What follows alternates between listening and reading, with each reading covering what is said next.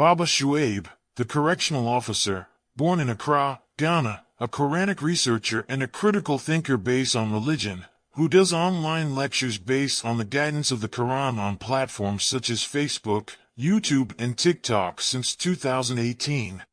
In Finland, and 13 years, QBE, in Classical Arabic and MSA in Quranic Arabic. The author of the Refer to the Quran, which helps every novice to understand the steps towards understanding the great Quran and the guidance of God in it. Time to rise and meet the challenge. Baba Shwaib is calling you out. Meet Baba Shwaib, a correctional officer with a mission. Today he's throwing down the gauntlet to the mushriks, no more holding back. With his logo shirt and cap, Baba Shwaib sits tall and confident. He says, the time for action is now. It's time to rise, to push past limits, and to become the best versions of ourselves. Baba Shwaib believes in the power of determination and resilience. His challenge is simple. Stand up, face your fears, and conquer them. Every day is a new opportunity, he says. An opportunity to grow stronger, to be better, and to leave a mark on the world. So, are you ready to accept Baba Shwaib's challenge? Are you ready to rise above and beyond? Join Baba Shwaib and let's show the world what we're made of, because the only limit is the one you set for yourself.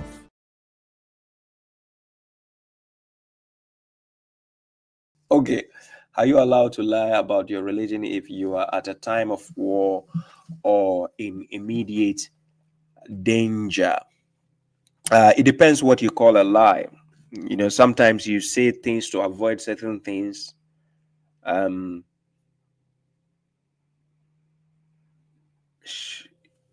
Sheikh Layman says at December, but boko. So instead of using the word lie, you call it like are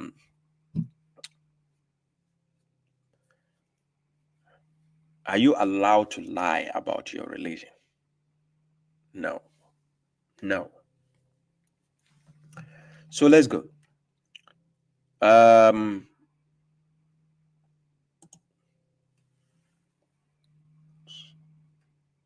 Kid Costume says, Baba Moods chat peace. Yes, peace to you, Kid Costume. Wow. Jafar Higgins, the Quran is fake. I have proof. Oh, really? It's fake. No problem. Yeah, tell that to your family. Okay, it's okay. Tell that to your kids. Let's go. Baba, is Zakat charity or purity? Both. You give the charity in order to purify yourself. If you read Quran chapter 92, verse 17 to 21, it gives you the breakdown there concerning charity. You give charity in order to purify yourself, right? So it entails both. Yes, Sister Diana, I see you. Peace to you. Abu Thomas, I see you. Salam. Lajizia says, Baba Shuaib, if Allah had a son, would you worship that son like Quran says? That is if. It's a condition. If he had. Because if somebody is a king and he has a son, the son is a prince, eventually the son will end up becoming a king. So if God, being the king and being God, has a son, automatically the son has to become a god and he has to become a king. So yeah, that is if. And God doesn't have the son. If he has, yes, I worship, but he doesn't.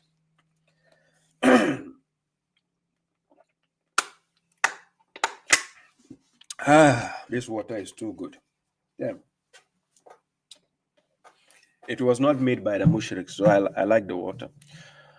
Yes, Imran Khan, true believer cannot pretend, neither he will lie about believing. Yeah, when it comes to the matters of your faith, no need to lie. You have to be straightforward, right? There is no, like, okay, I will tell you what. Some people might consider it a lie. It's not a lie. Let me tell you how it is done. I've been somewhere where somebody directly asked me if I'm a Muslim, right? And I instead of using the word Muslim, I used the word submitter. I told the person I'm just a submitter. So the person was confused. And it was like, so you are not a Muslim? Because then I got to find out the person doesn't even know the meaning of Muslim. Because they think Muslim is what you see out there and the people going to Friday mosque and so on. That is a Muslim, right? So the person asked, right, are you not going to the Friday prayer? I said, I don't belong to them. Then the person said, are you not a Muslim? Then I said, I'm a submitter, meaning I submit to God. But the person doesn't know what I'm talking about. So then person, oh, I thought you were a Muslim. You know, sometimes when you are talking to a person, you need to be at the level at which they are using to talk to you. You don't try to explain yourself too much. You will look like a psycho. So when I meet certain people, I don't try explaining myself too much. Like, no. I just tell the person I'm a submitter to God. That's it. And they are like, oh, that's new. The person is like, that is new. And I'm like, whatever. So in some instance, somebody might think you are lying, but it's not a lie. It is just the truth you are saying, but in a different way. What is the name of the mushriks of the month, Baba? It's Hamza Yusuf. The brother Hamza Yusuf. A lot of you know him. He's a Sunni. You never try to say that you are a Hanif. It's not an identity where God asked me to say I'm Hanif. He only calls Ibrahim Hanif a Muslima. To identify yourself Hanif, that is not what God says you should be. He told Prophet Muhammad in Quran chapter 27 verse 81. He says, 91. Prophet Muhammad says, "Umirtu an akuna min al muslimin." So automatically, if you are a Muslim, you're following the Hanif and Muslima of Ibrahim. That is why we are asked to follow the creed of Abraham. So the name doesn't specify anything. If you call yourself Hanif, it's like you're trying to be part of the Hanafi religion or something, sect or cult, right? So the word submitter, Muslim, is enough. So guys, also shout outs to all those who are on TikTok, all those who sent me the gift. I appreciate it. Alajat Al Mahmoud, I see you. Mansoor Al Qurani, Mariam Ray, thank you for the gift. I appreciate you. God bless you. Selena Kam, do you recommend anywhere where I can learn the Quran way? I've been brainwashed since a child. You can go to my YouTube channel with the same name, Bush2G9, Babashu, Correctional Officer. Go to YouTube. You can watch my videos. I've done a lot of videos concerning how you get to know your religion. So go to my playlist and look for the playlist called Know Your Religion, right? It will help you. All Black says, follow the right path, bro, and be free. Where is the right path? Please, All Black, tell us. Where is the right path? Reciting Africa, salam to you. My elder Zahir, salam, I see you. We have a listing from Gambia. All Black says, have you prayed Isha? I just came to you. Jay, yeah. Shout outs to all those who are Sheikh Samsung. I see you. Sheikh Samsung. Your name is expensive, Sheikh Samsung. We have Buakweta from Mali. Greetings to you, brother. We have Isa. I think you have a clear mind. Thank you. Bobby, salam to you. Gracified Age of Attitude, salam to you. Lamin Toure, Lord Gandhi, I see you, bro. Yes. Ihsan, Isa, Quran only. This is shout outs for those on TikTok, right? Enough is enough. Maggie, brother Maggie, I see you. Salam to you. All those who are on TikTok, I appreciate your presence. Greetings to you all. So in case I didn't mention your name, I apologize. Nairobi, Hassan say that from South African. Greetings to all of you. Thank you all for coming. I appreciate your presence. I see AI Wonder. Can you make a video about Judaism, Jews, and Israel? Okay. Serere Child says, Assalam, bro, from Gambia. Why you don't go to Friday prayers? I would like to know, please, if it is shirk. I have a video on it. If you go to my YouTube, I did a video on that, right? Somebody says, is Baba speaking French? I only know some the basics, like, you know, comment ça va, comment t'appelles-tu, je m'appelle Baba Schweib, je viens de Ghana, je suis Ghanaian, you know, some of the, you know, I know the basics because back in Ghana they taught us basics when we were in school, elementary school. Yeah, so I know the basics in French. And then when it comes to the l'argent, the money part, yes, I try to know some numbers and so on, because yeah, it's important. Yeah.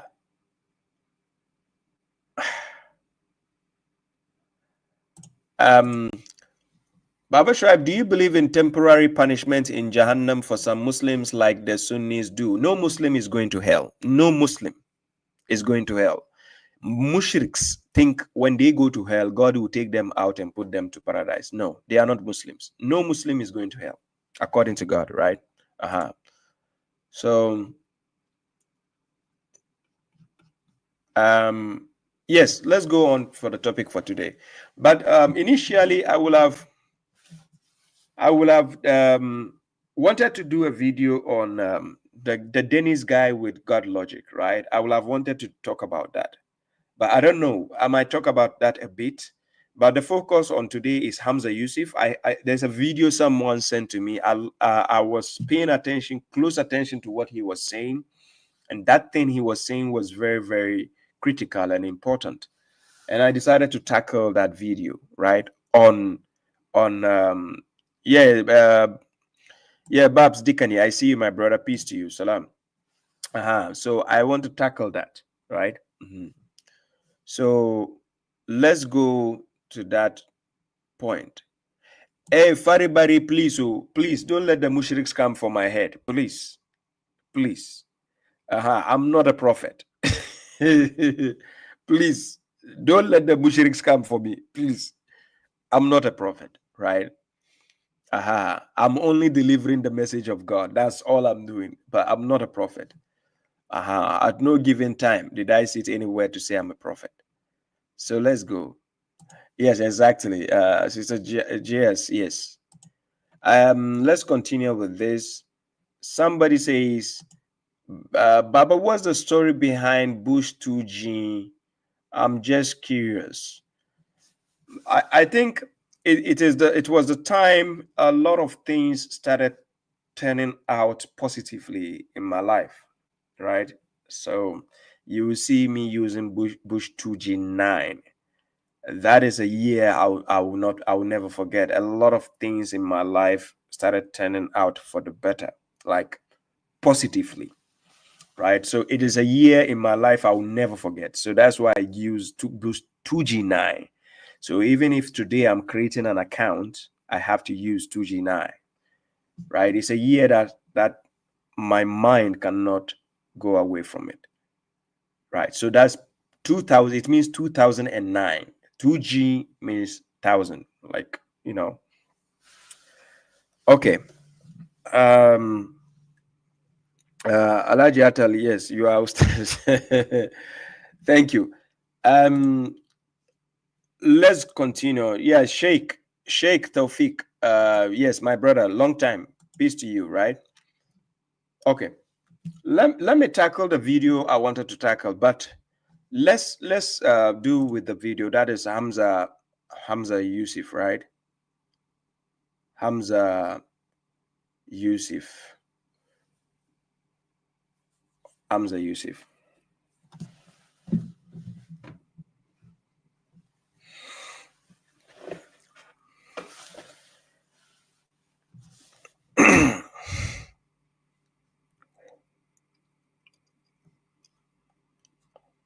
Yeah, you see, Umar Satar, this is something I can mention privately. I will not mention publicly because, you know, we are in the age of AI where things you mention can be picked up for, you know, for security purpose. Yes, something I can mention privately. I don't mention that publicly.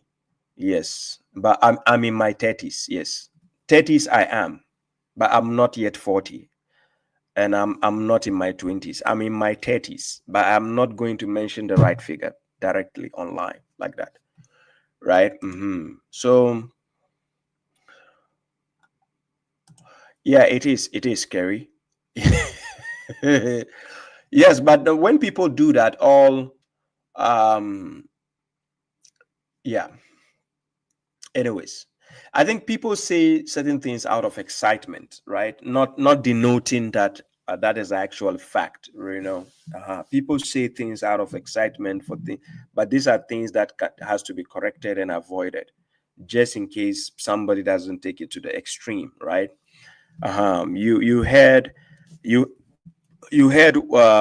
Muhammad hijab scandal came out concerning he and the lady, is it the lady Aisha or her name? And she says she saw him as a god, as a demigod, or as a god or something. You understand? So some people can be eluded in such a manner. So theirs is just to be told. Yeah.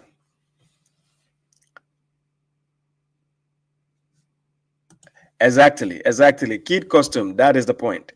Start with a name, then age, then address, then they are wiping out your bank account.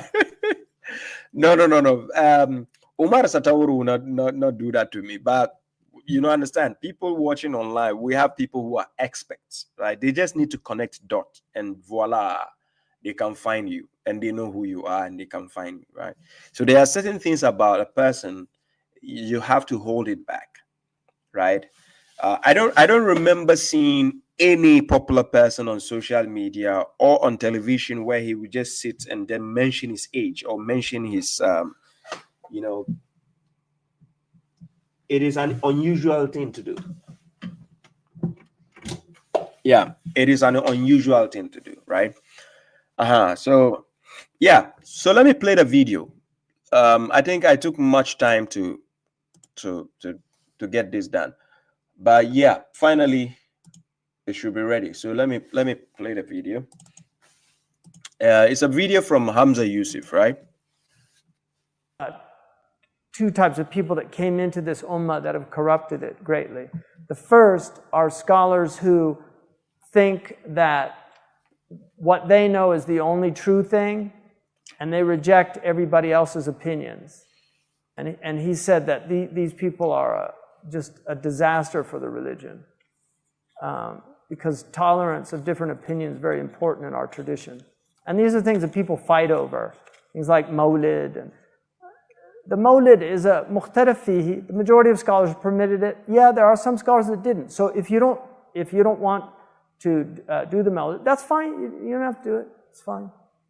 But leave the other people alone that want to celebrate the Prophet's birthday, because they have their proofs from the ulama. Imam Suyuti wrote a very famous fatwa about it in Al-Hawi. So it's just better. If you don't want to, that's fine. But don't say yours is the only opinion. Just say, this is what I think. I prefer this opinion. I recognize other scholars have said this. Wallahu ta'ala a'lam. I saw a fatwa recently, because all fatwas say Allahu a'lam at the end. I saw a fatwa recently that just said, it didn't have Allahu a'lam. It just ended by saying, I'm right and everybody else is wrong. It was amazing. I was thinking, subhanAllah. Like, what is that? You know, there's little things you know when people aren't trained by real knowledge. I'm going to give you an example. If you see somebody put somebody before Malik, like they put Al-Bukhari before Malik or Imam Ahmed, it's a sign that they're not trained. If you see them write S-A-L, what do they write? Sa'lam, you know? S-A-W, it's a sign they're not trained. The ulama said it's bukhl to do that. You don't even have the generosity to write the whole thing out. Muhaddithun considered it makruh to do that. You know?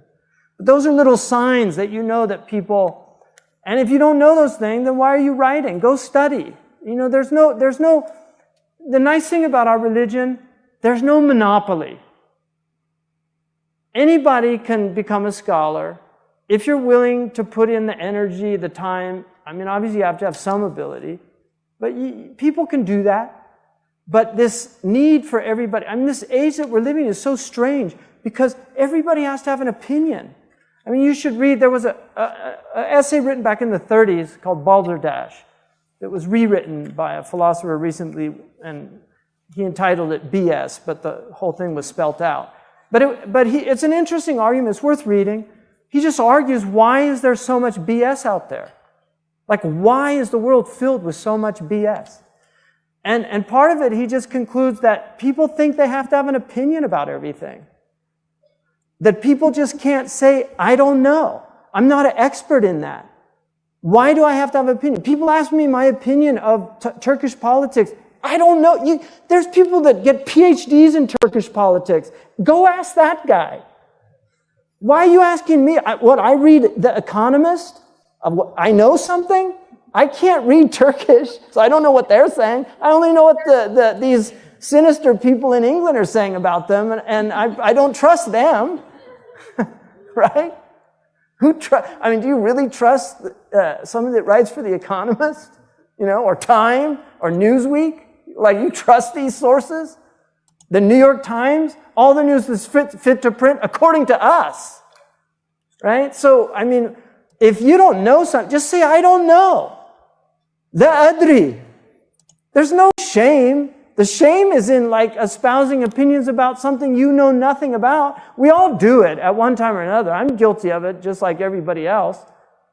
But you should at least regret it. Like, why did I say anything? I shouldn't have said it. I should have just said, I don't know. Why did I say anything? Right?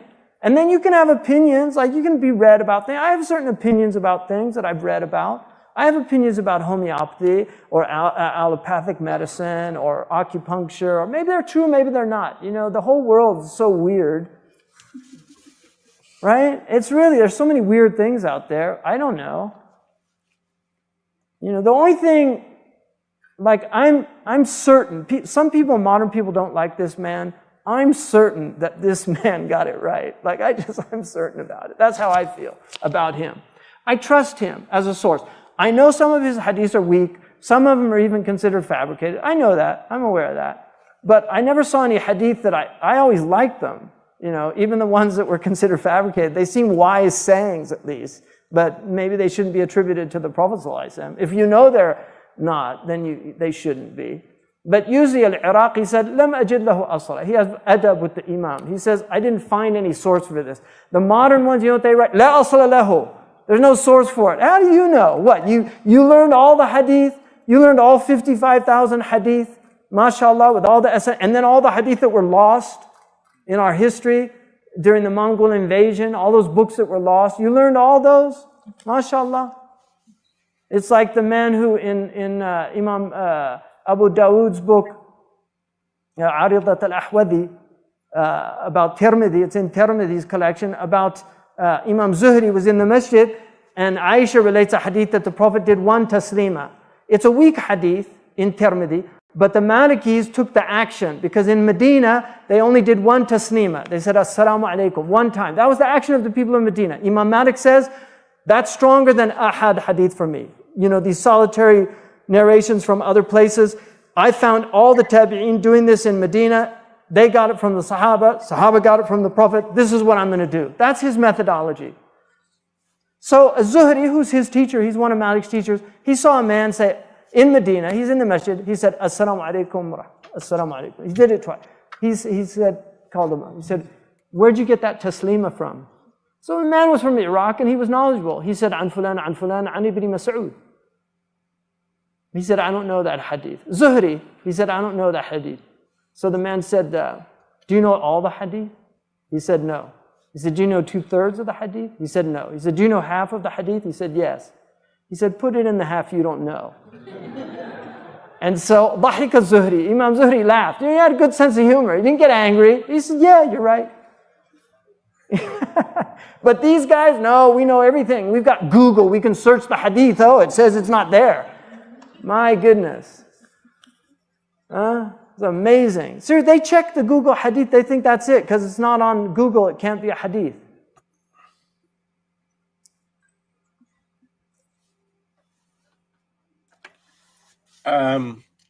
Guys, what exactly was he trying to say? Imran Khan, Hamza Yusuf is a Sunni, right? I've done videos on him in the past.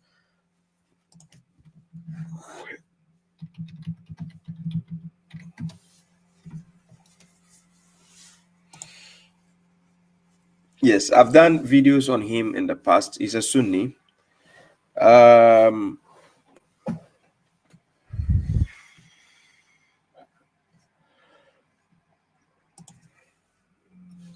Yeah, let me give some breakdown on him. It's a type of Sunni who follows the Maliki jurisprudence. Yeah.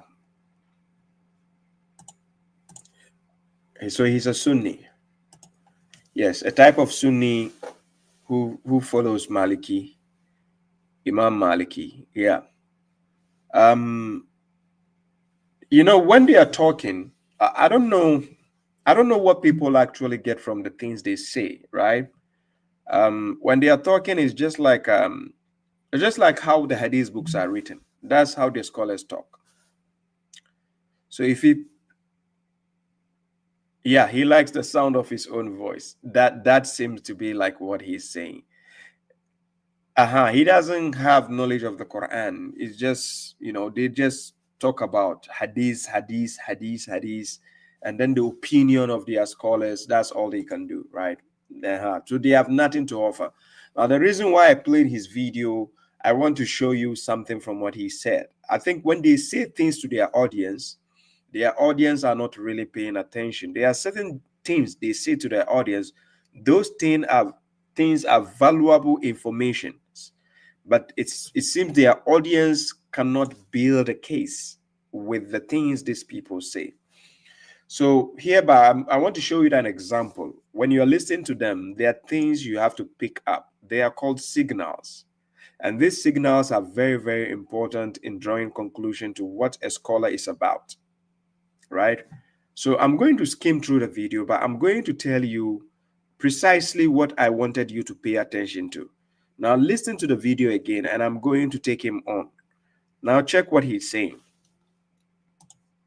There are two types of people that came into this ummah that have corrupted it greatly. Now he's accusing by saying that there are two types of people who have come into this ummah, and they think that is to cause corruption, right? But by saying what he's saying, at the end of the day, he'll end up accusing himself of being guilty of such things, right? Now he is saying two types of people in this. There are two types of people that came into this ummah that have corrupted it greatly. That have corrupted it greatly. So if you're paying close attention, sometimes they might be saying things you might think is just nonsensical, right? But whilst they are saying, they are giving you the gemstones from what they are saying, but they know most of their audience are dumb and dumber. So they will be saying such things because they know their audience cannot capture. It's meant for the intelligent one. Just like politicians do, just like, every walk of life, you see the elites, even elite in our lives right now, they will be telling you certain things. Like, for instance, take the case of Bill Gates. Bill Gates will tell you, let's reduce the world population and bring it down to zero. You see, this is a factual thing he's telling you, and it's a serious case he's telling you. But you might think it's a joke. You might think this guy is stupid. What is he saying? Yes, but they were reducing you with the vaccines and so on. Yes, that's the plan. With the wars you're seeing around you, yes, that's the plan. When there are casualties, they don't give a damn about you. Yes, that is what the world has been left to. Corruption everywhere. Are you getting the point? So, in the same instance in the religion, you see, for instance, let me give an example. Let me drift to the political side a bit. You see, Iranian fight with Israel. This is a political fight. But you see how they are trying to drift it to make it seem like a religious fight. Now, because Saudi is Sunni, Qatar is Sunni, you mentioned it, United Arab Emirates, they are Sunnis. They are acting like they don't give a damn what Iran is doing to Israel. They don't give a damn. Yes. Because what you people don't understand is it's not a religious fight. It's a political fight. So now you will be sitting there. You are saying, hey, Saudi Arabia is hypocrite. How come Israel is doing this and this here? They are not saying anything. Well, it's a game of chess. You need to understand, this is a game of chess. The idea of Iran trying to act like they are representing Islam because they know the Sunni countries don't agree with them. The Sunni countries will be accusing them still, right? Now, Iran fighting against Israel, Iran says he's doing this because of Palestine, to defend Palestine. Now they are trying to make it seem as if because Iran has a nuclear plant and nuclear power and so this, that's why the fight, they must be stopped, they must be this. So if you follow this garbage news, always the media manipulating your mindset, you'll be the third person. You'll be the next hypocrite supporting whatever gibberish they are telling you. I'm telling you. Quran chapter 49 verse 6 is telling you clearly, when an immoral person brings you news, you have to investigate. Right?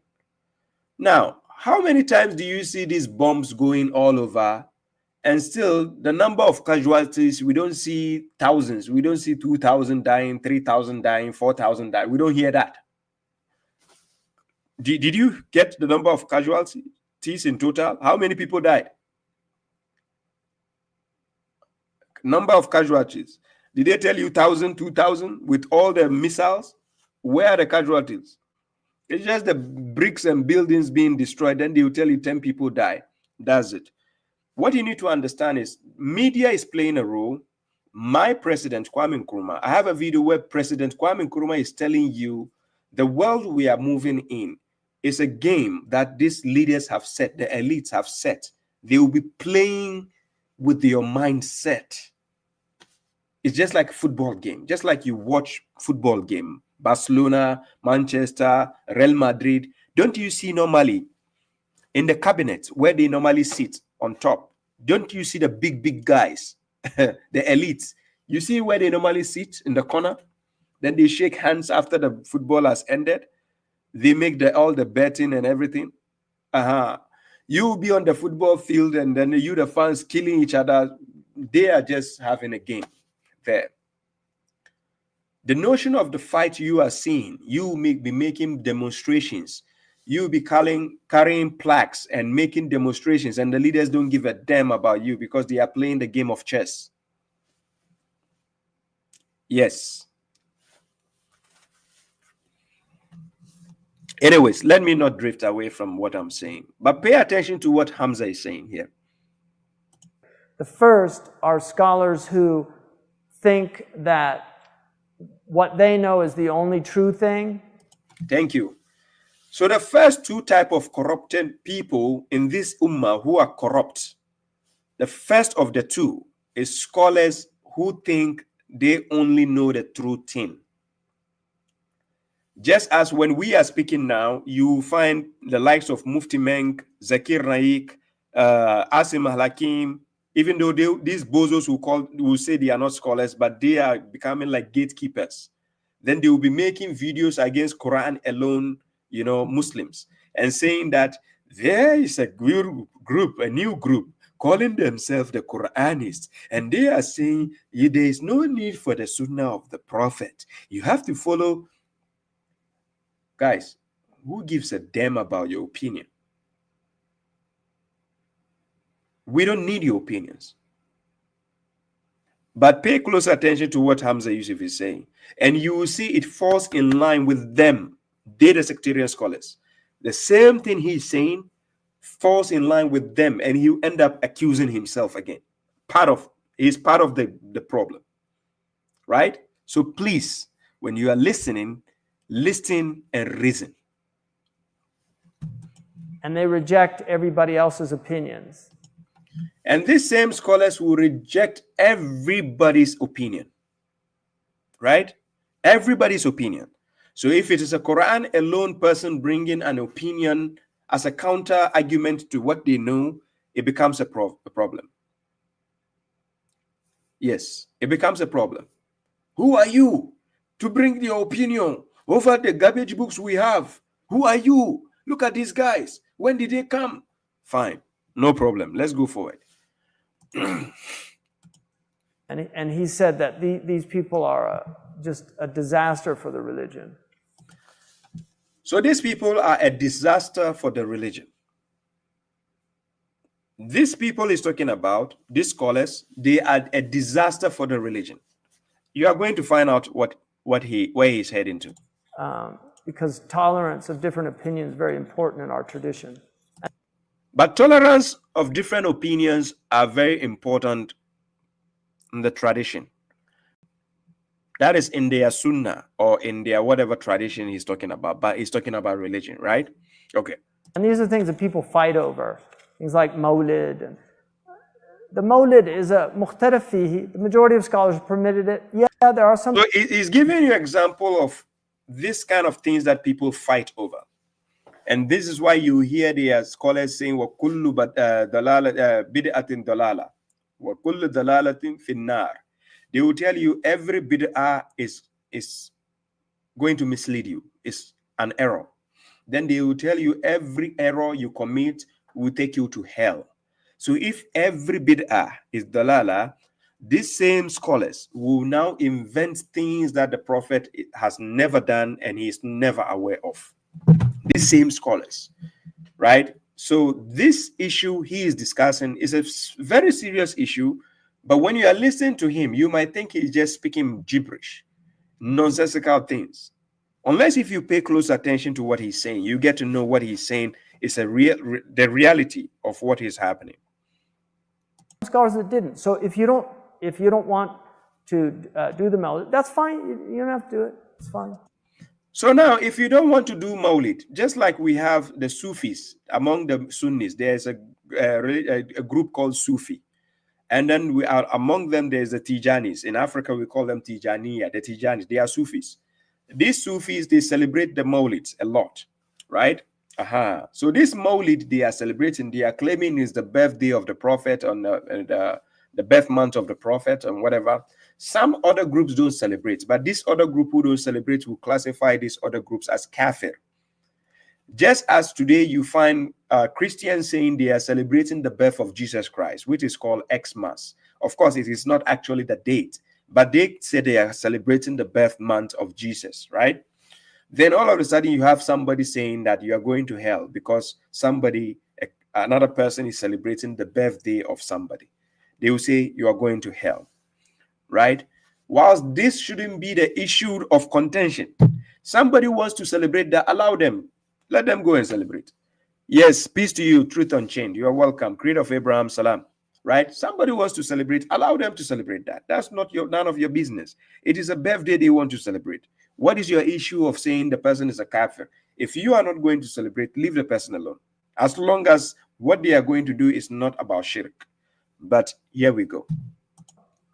But leave the other people alone that want to celebrate the Prophet's birthday because they have their proofs from the ulama. Imam Suyuti wrote a very famous fatwa about it in Al-Hawi. So it's just better. If you don't want to, that's fine. But don't say yours is the only opinion. So that's the point. So among the sectarians, they themselves, they are divided. You might think they are united, but they are divided. They're the sectarians themselves. So these opinions they have, they are quick to classify each other that this school of thought is wrong and that school of thought is right because they said this is haram and this other one said this is halal. So yeah, that other one is wrong. So this is the way the sectarians normally think.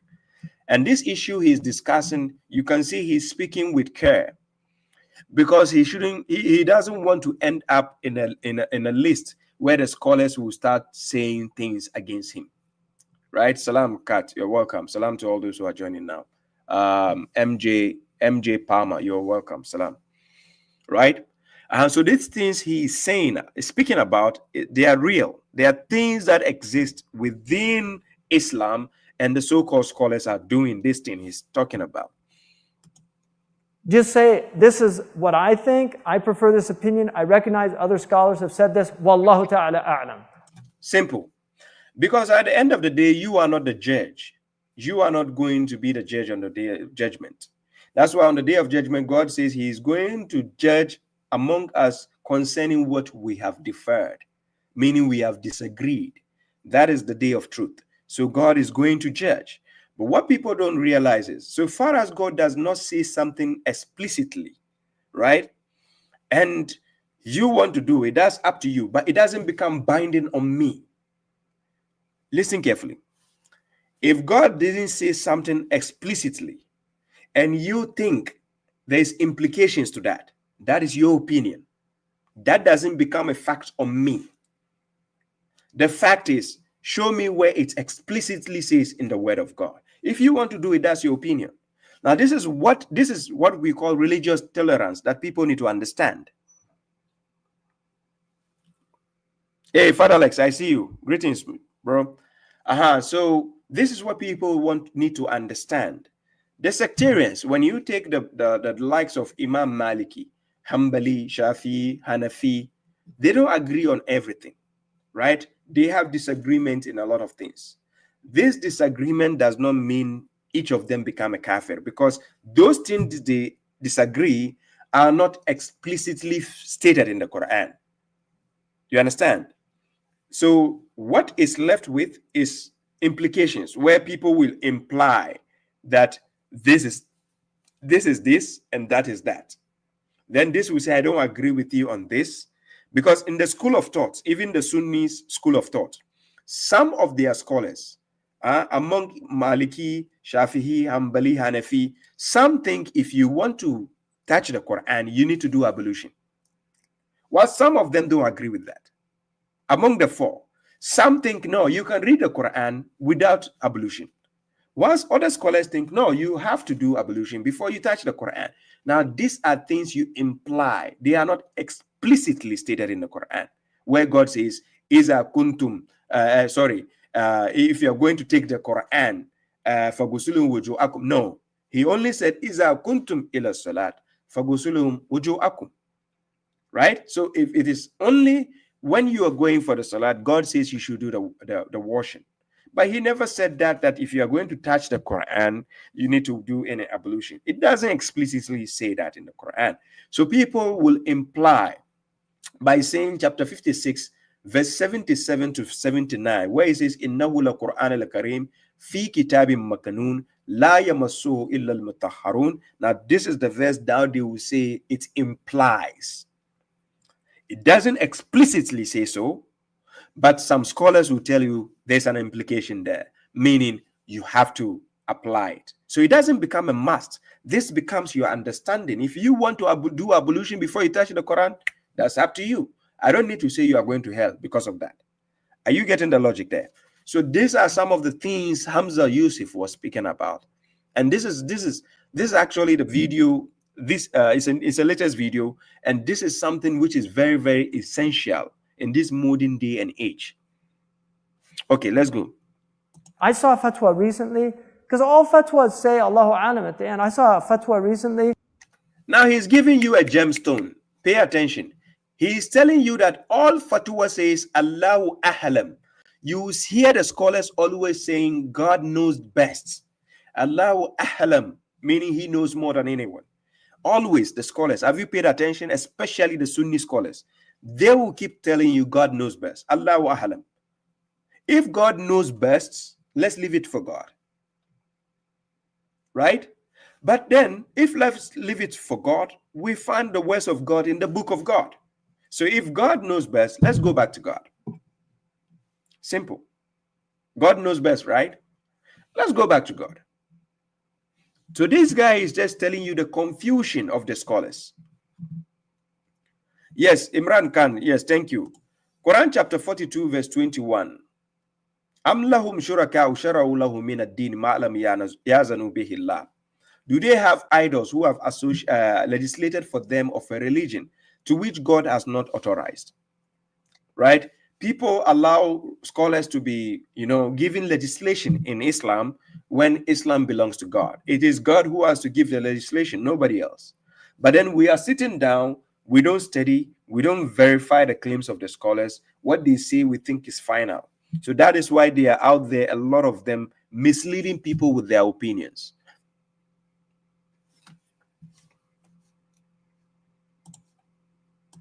That just said, it didn't have Allahu Alam. It just ended by saying, I'm right and everybody else is wrong.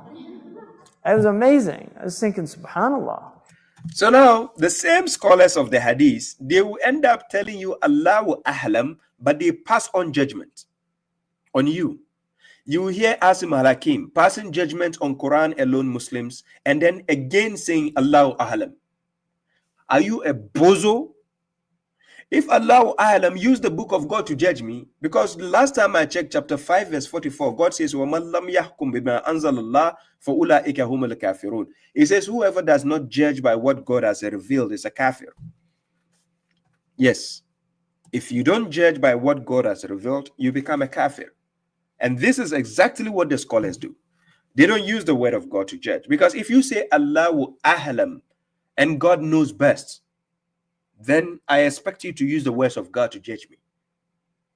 Are you getting? Quran chapter 6 verse 114. Afa ghairillahi abtagi hakaman wa huwa allazi anzala alaykum alkitaba mufassala. Right? God has revealed the book which is mufassal. Shall I seek a judge other than God now? The answer is no.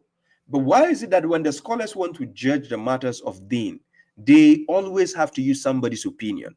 They always have to use their personal opinion. They always have to use they say the Sahaba. Since when did Islam become for the Sahaba? It became for Sahabas.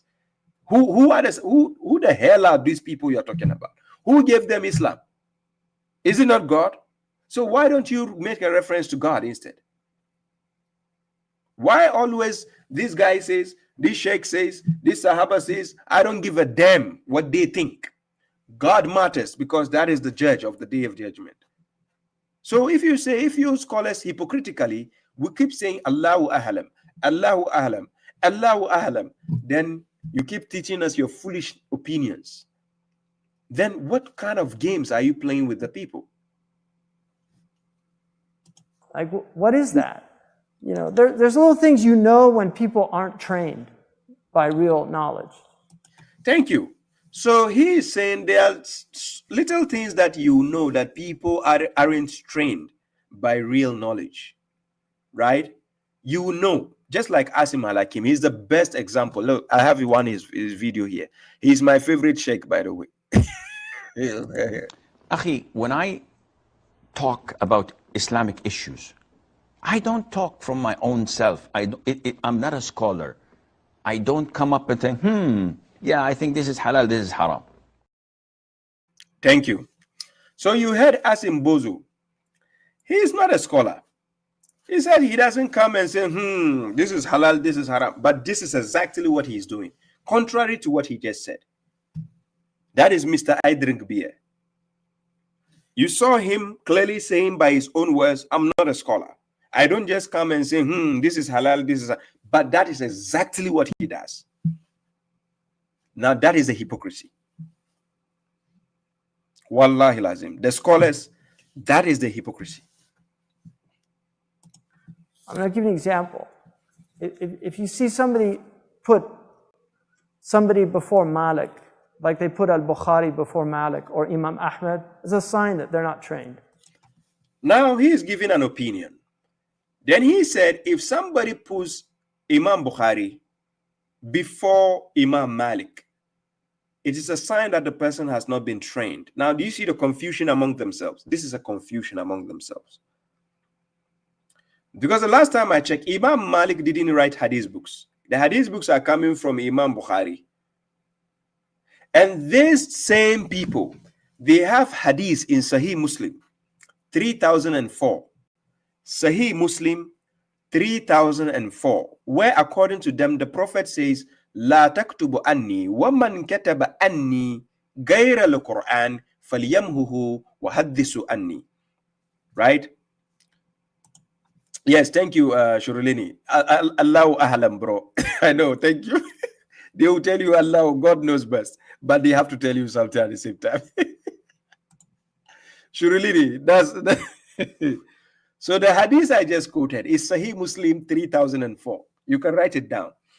According to the hadith, the Prophet is telling them, do not write anything except the Quran. And whoever writes anything apart from the Quran should wipe it out. Right? Right? Should wipe it out. And then he said, and narrate from me. and narrate from me, right? Okay, this narrate from me, it doesn't mean write from me. But what do? Now they will write hadith books. Then they will say, this is what the Prophet said. What? In the same hadith, he is saying that whoever lies against him, about him, should find his seat in hell. The same hadith I just quoted, 3004. Whoever should tell a lie about him should find his seat in hell. Now people are putting the book of Sahih al-Bukhari in front of Imam Malik, for instance. Excuse me. Yes, you are right. Is it Ilirian? Yes. Muwatta, yes. The book of Muwatta is a hadith book from Imam Malik. Now, but they don't rank that. They rank the hadith Sahih Bukhari in front of that, right? So they will rank the words of Imam Bukhari over the words of Imam Malik. But what happens? When they do that, pay attention. When they do that, the hadith you find in Sahih Muslim, where the Prophet, according to them, the Prophet is saying nobody should write anything except the Quran. If you write anything, efface it, wipe it out. Narrate from him, but if you are caught lying, if you lie about him, you should find your seat in hell. Now the question we should be asking them is, those hadith books which are written, let's assume there's some truth there. Let's assume there's some truth.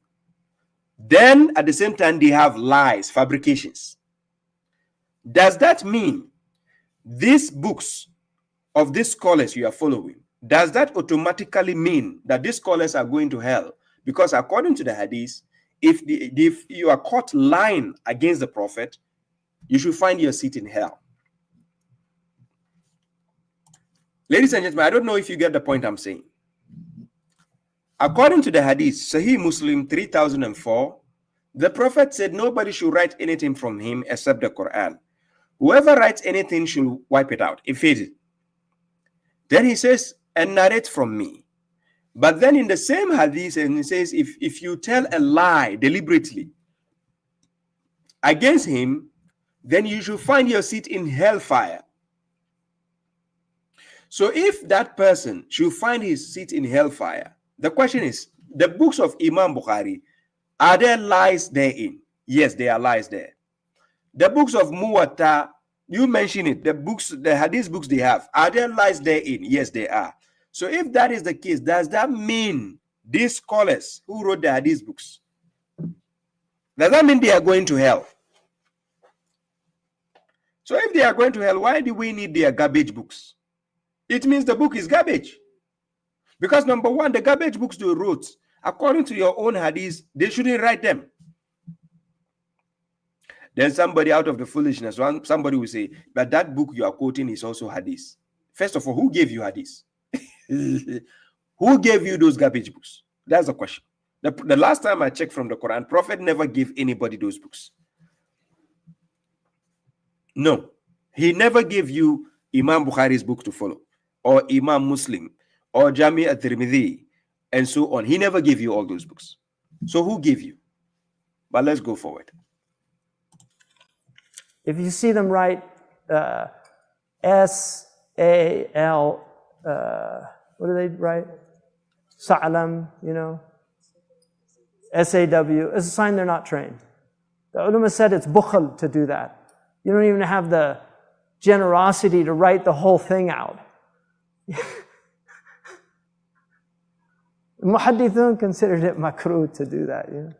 But those are little signs that you know that people, and if you don't know those things, then why are you writing? Go study. You know, there's no, the nice thing about our religion, there's no monopoly. Anybody can become a scholar if you're willing to put in the energy, the time. I mean, obviously you have to have some ability. Good. So now, do you see how they are speaking? Everybody can become a scholar if you are willing to put some time and and some ability, at least, before you can become a scholar. So it's not like you just wake up and you are a scholar. You have to do some research. You have to put in some time and work in order to become a scholar, right? Yeah, salam, Zuleika, I see you, salam. So they know it only takes a matter of research, because Quran chapter 17 verse 36 says, وَلَا تَخَفُ مَا لَيْسَ لَكَ بِهِ عِلْمٍ, do not pursue that of which you have no knowledge, right? So now, if that is the case, I need to pursue what I have no knowledge about, right? So if I pursue what I have knowledge, automatically I'm on the verge of becoming a scholar. But the scholar means I can prove the things I say. That is a learned person in a specific branch of knowledge, right? That is what will make other people classify you as a scholar. Yes, Imran Khan, I've seen the verse, chapter 34, verse 44, where God says, and we did not give them any books which they could study, nor did we send any warner to them before you, Muhammad. Yes, God never gave them any books in the past to study. No. Aha.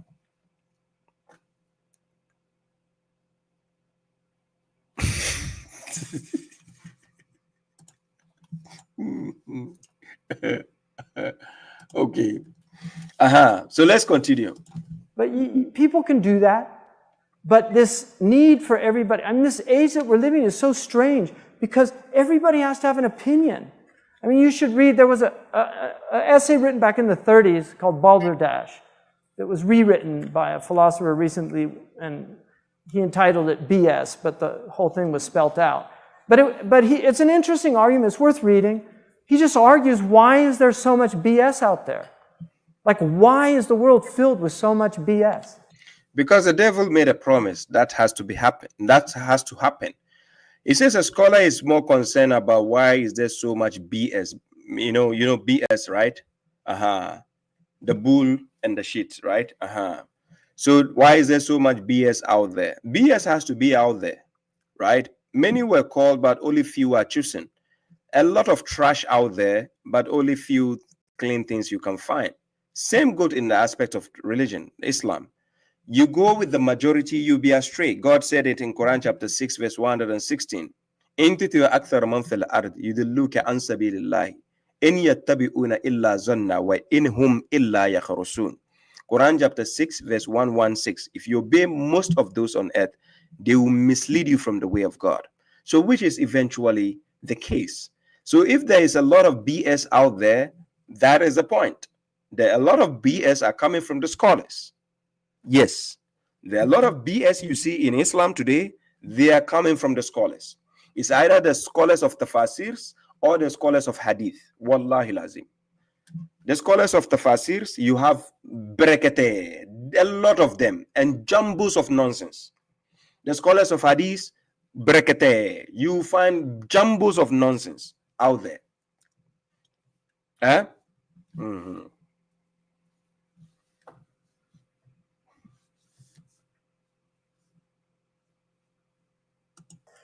And part of it, he just concludes that people think they have to have an opinion about everything. That people just can't say, I don't know. I'm not an expert in that. Why do I have to have an opinion? People ask me my opinion of Turkish politics. I don't know. There's people that get PhDs in Turkish politics. Go ask that guy. Why are you asking me? I read The Economist? I know something? I can't read Turkish, so I don't know what they're saying. I only know what these sinister people in England are saying. Yes, Is it Illyrian says, can you quote Quran where it says that the prophets don't know the hypocrites? So how scholars know who to trust in the chain? Okay, let me put the verse. That is in Surah At-Tawbah, right? Chapter 9, verse 101. Let me see. Chapter 9, verse 101. So let me share the screen to the verse this brother is talking about, right? It's Surah At-Tawbah, where God says, among those around you of the Arabs are hypocrites. God is telling the prophet concerning among those of the Arabs with him at that time are hypocrites. Then God says, also among the people of Medina at that time, Medina means the big city, they are rebellious through hypocrisy. You do not know them, but we know them, meaning God knows them. We will punish them twice, then they will be returned to a terrible punishment. So even while the Prophet was alive, among the Arabs, those with him are hypocrites. So these same people, I don't know how the scholars get to identify who is the hypocrite and who is not, if the Prophet himself did not know who they are. But then you have these comedian scholars, they keep telling you have to check the isnad, chain of narration, and you have to find out if the person is right. Hey, mushriks. Hey, Allah mushrikan gadi. Your brain is, I don't know where you get your brain. Is it from Temu or, AliExpress? Seriously. Anyways, let's continue. And I don't trust them, right? I mean, do you really trust somebody that writes for The Economist, or Time, or Newsweek? Like, you trust these sources? The New York Times, all the news is fit to print according to us. Exactly. According to us. When you are telling the Hadith follower that Quran is enough, he wants to quote Hadith book to you to prove to you that Quran is not enough. Look at the foolishness. When you tell a Hadith follower by quoting the Quran that Quran is sufficient, أَوَلَمْ يَكْفِهِمْ أَنَّا أَنزَلْنَا عَلَيْكَ الْكِتَابَ يُتْلَى عَلَيْهِمْ, Quran chapter 29 verse 51. God says the book is sufficient, right? Hadith follower will now quote Hadith for you and tell you the Prophet said in the Hadith, there will come a time Babashu will be sitting on the couch and he will tell the people follow only the Quran. I'm not sitting on the couch, by the way. It's just my video game chair. This is not a couch. And I don't have a big belly. And there's no cushion here also. Because they told you the person will be sitting on the big couch, ala Rikati, and then Yoshiku. Please. The Hadith is wrong. It's not me. So they lie to you. I'm serious. Right? So, I mean, if you don't know something, just say, I don't know. The adri. There's no shame. The shame is in espousing opinions about something you know nothing about. We all do it at one time or another. I'm guilty of it, just like. Thank you. Hamza Yusuf is putting himself part of those who are doing these problems. He says we are all guilty, and he says he's part of the problem. He knows the problem. He's part of it. Do you get the point? Hamza Yusuf is part of the problem. So if tomorrow, Babashu, I'm making videos and I'm pointing fingers at Hamza Yusuf, please don't come here saying nonsense to me with your Hadith garbage books. Your scholar is saying he's part of the problem. So since he's part of the problem, we are going to discuss the problem. Are you getting the point? Thank you, Omar Sataur. Thank you. Let's continue. Like everybody else, but you should at least regret it. Like, why did I say anything? I shouldn't have said it. I should have just said, I don't know. Yes, because the idea is you should have allowed the book of God to speak instead of using your opinions, because this is what you do. God cautioned even the people of the book the same way. If you read Quran chapter 3, verse 66, Quran chapter 3, verse 66, this is how God cautioned the people of the book, right? This is what it does. Let me put the verse on the screen.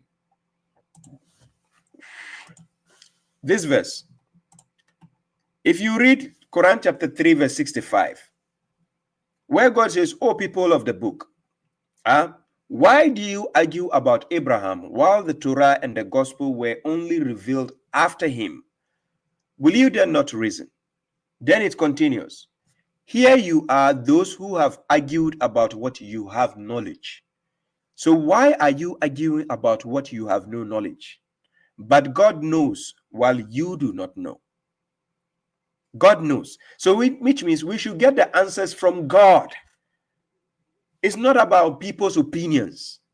This is the foolishness of the Hadith followers that I try to phantom in my brain. I can't.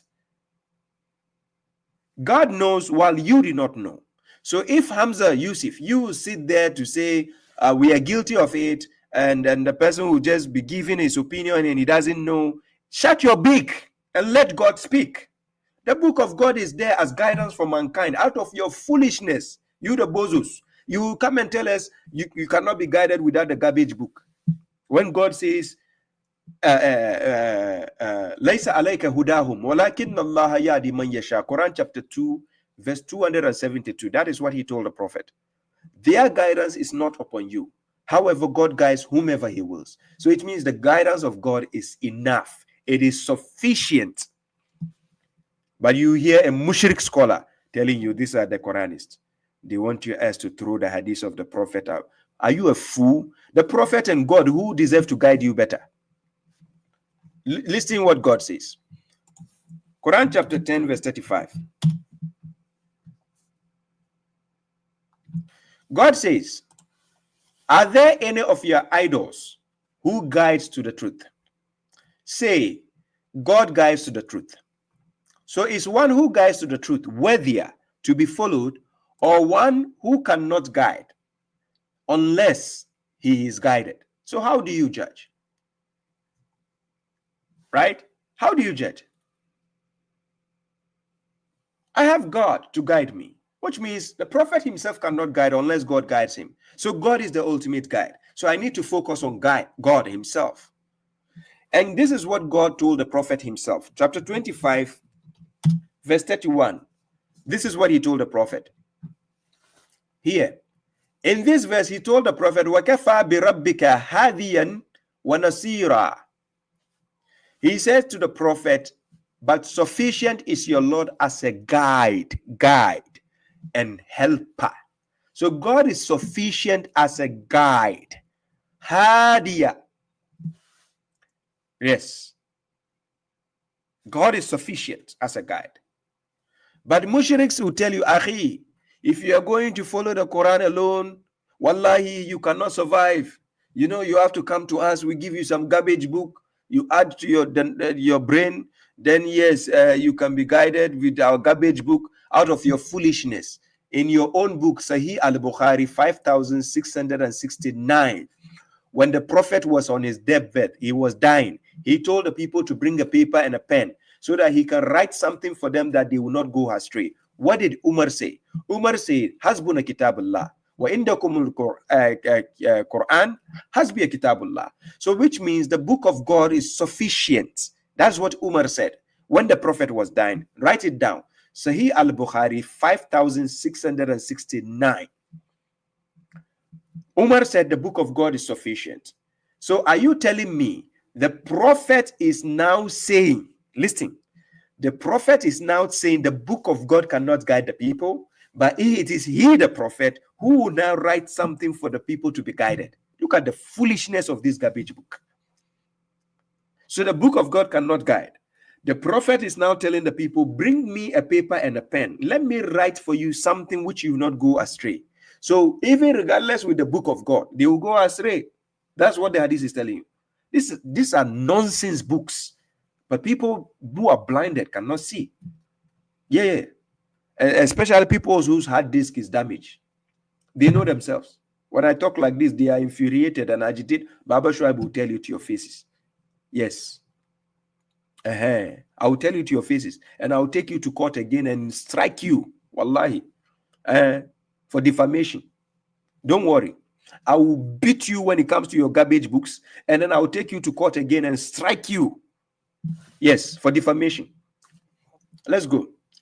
And thus have we made for every prophet enemies among the criminals. You know them already. The criminals, you know them. No, you know them, the criminals, right? So let's continue, Hamza. Anything, right?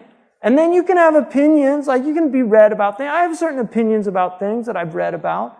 I have opinions about homeopathy or allopathic medicine or acupuncture, or maybe they're true, maybe they're not. You know, the whole world is so weird, right? It's really, there's so many weird things out there. I don't know.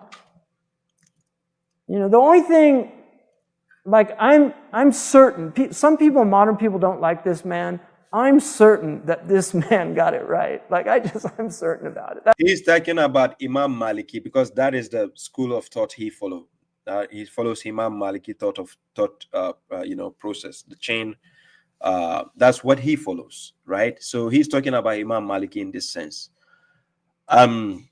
H-Bomb says, Baba, you should create your own fatwa to whip all those who follow the external hadith.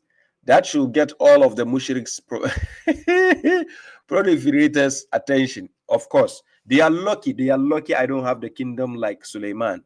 If I had the genes and the beds and others, the dirty slaps, I will make the genes. Look, I will not send the jinn to go and bring the throne like when Suleiman just wasted his time to tell the jinn, go and bring me the throne of Queen of Sheba. No. I will send the jinns to your houses, you the mushriks. You will see the slaps. Wallahi, like Asim al-Hakim, if I watch any video and he's speaking nonsense, next day, the first thing in the morning, the jinn has to visit him in the house. He will regret it.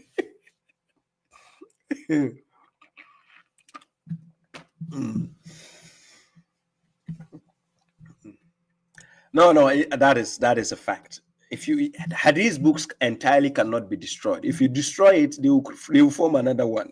The mushriks, they love the hadith books so much that when you destroy it, they will bring a new one. So it will be a waste of time. So he hasn't got his own thought. He only follows someone else who is dead. Yes, that is the point. Yes, this is what the scholars of the modern day do. They tell you the opinions of other scholars. That's all. The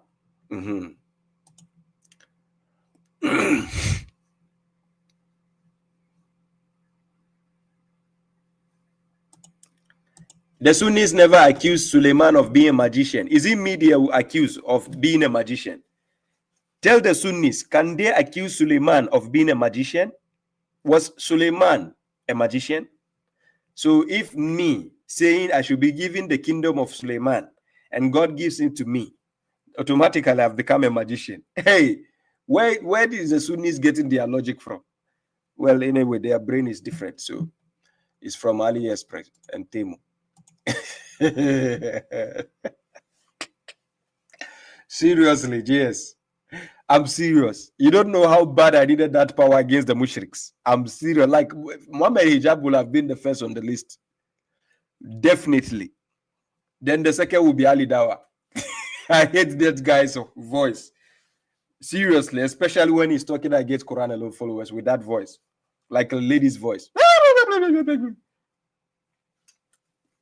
Elaine, let's go.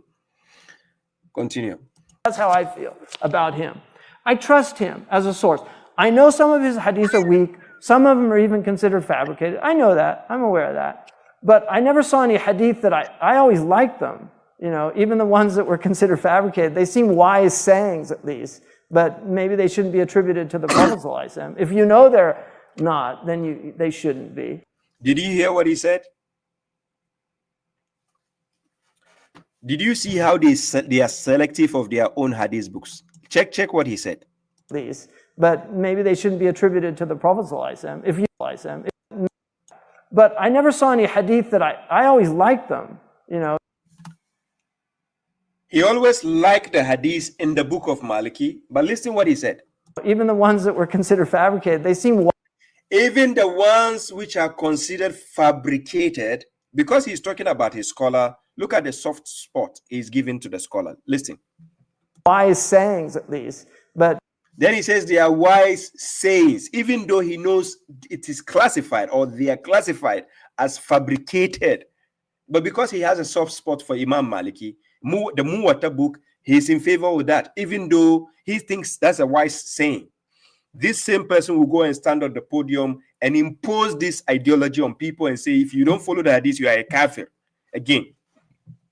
Maybe they shouldn't be attributed to the Prophet ﷺ. If you know they're not, then they shouldn't be. If you know they are not, then they shouldn't be attributed. But they are in the books of your scholars. Right? Why can't these people see through the glasses they normally wear? Because a lot of them, they use glasses. Right? These guys. They use glasses.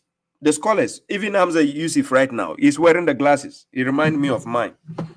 I do wear the glasses for the mushriks, right? I don't wear, my eyes are good. So They wear glasses, but they don't see. It is the garbage book they are still advertising. I don't know why. But usually al-Iraqi said, لم أجد له أصلا. He has adab with the Imam. He says, I didn't find any source for this. The modern ones, you know what they write? لا أصل له. There's no source for it. How do you know? What? You learned all the hadith? You learned all 55,000 hadith? Look at some nonsense. 55,000 hadiths. What do I need that garbage for? MashaAllah, with all the essence, and then all the hadith that were lost. Oh, some are even lost. Some are even lost, ladies and gentlemen. I don't know where they find it, lost and found, or they need a recovery disc to recover the lost hadith also. So I guess they will go to hell because the hadith is lost. They have to find it before they can go to heaven. Our history during the Mongol invasion, all those books that were lost, you learned all those? MashaAllah. It's like the man who in Imam Abu Dawood's book, Aridat al-Ahwadi, about Tirmidhi, it's in Tirmidhi. This is what they devote their times for, to just keep studying nonsensical books all their lives. So when they meet you, who happens to follow the Quran alone, you are just a disgusting thing to them. They feel like, hey, do you know who I am? I've been to Azhar, I've been to this, I've studied a lot of garbage books, and you follow only the Quran and you want to compare yourself to me? So this is how they look down on the book of God. Yes. Because they feel like they are traveling around the world to go and learn those garbages. It means you are superior. It means you have a lot of knowledge.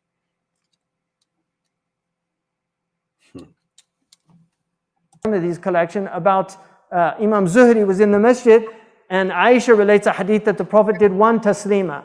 It's a weak hadith in Tirmidhi, but the Malikis took the action because in Medina they only. You look at the nonsense he's saying. According to the hadith, it is a weak hadith. Nana Aisha said the Prophet did only one salam like this, only one. It is a weak hadith, but the Malikis, they took that action, even though they know it's weak. They are doing it. Ladies and gentlemen, is this not confusion?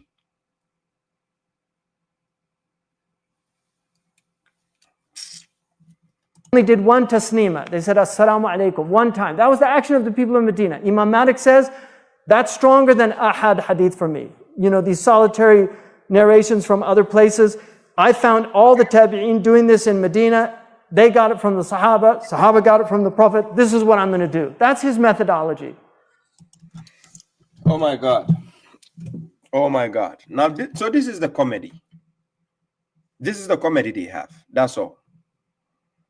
It's just their scholars sitting down, making decisions for themselves. Then you have the shipul coming after them and just taking the footstep. That's it. They don't question. They don't verify. They don't check what is being said. That's it. They just follow. That's it. So when you have people like Hamza Yusuf who sit down and tell you what this scholar, because they devoted their time to study the scholars like Imam Malik, because that is the jurisprudence he follows. But the shipul who are coming behind, no, they don't study that. They just follow. So Zuhri, who's his teacher, he's one of Malik's teachers, he saw a man say, in Medina, he's in the masjid, he said, Assalamu alaikum, Assalamu alaikum. He did it twice. He said, called him up. He said, where'd you get that taslima from? So the man was from Iraq and he was knowledgeable. He said, an fulan, an ibn Mas'ud. He said, I don't know that hadith. Zuhri, he said, I don't know that hadith. So the man said, do you know all the hadith? He said, no. He said, do you know 2/3 of the hadith? He said, no. He said, do you know half of the hadith? He said, yes. He said, put it in the half you don't know. And so, ضحك الزهري, Imam Zuhri laughed. He had a good sense of humor. He didn't get angry. He said, yeah, you're right. So, ladies and gentlemen, what they are trying to tell you is you have to finish learning all the hadith books, that 555,000 garbages. You have to finish learning everything. How many of their scholars have that knowledge? Not even Yasir Qadi knows all the hadiths. Yasir Qadi, the so-called Yasir Qadi, they keep saying he's a scholar of hadith. Not even him knows all the hadith. What kind of nonsense is this? Hadiths that you even claim some are lost, and these same mushriks will tell you a sheep ate the verse of the Quran. Ask them, where is the verse? They are mushriks and liars, hypocrites against the words of God. The Sunnis have a hadith which will tell you the verses of the Quran is about 6,660 something. They say it's more than, they said they have one hadith where they say that chapter 33 is even more than what it is now. Abba. And you take these people seriously. You think they are okay in the head. Kaput.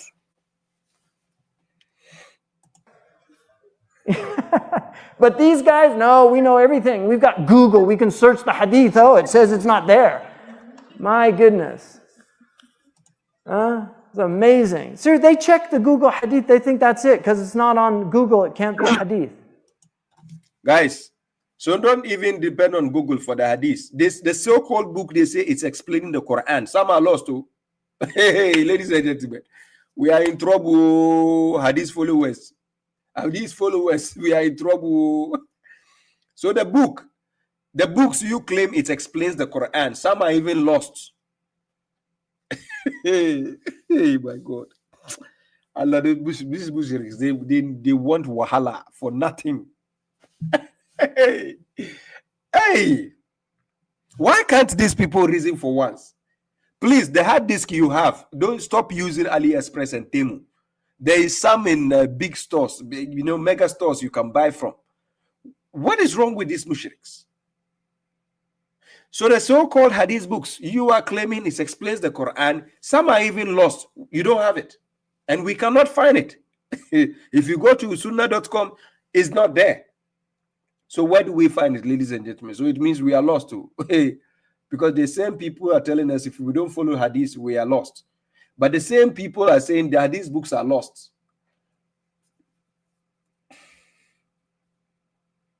Yeah. Hey, why is it about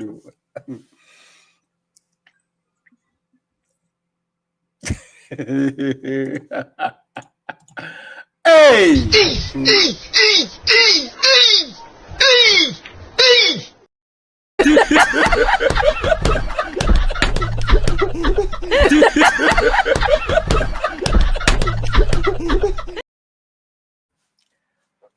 I'm serious. If you don't see this to be funny, I don't know what else to tell you to see the funny side of what I just said.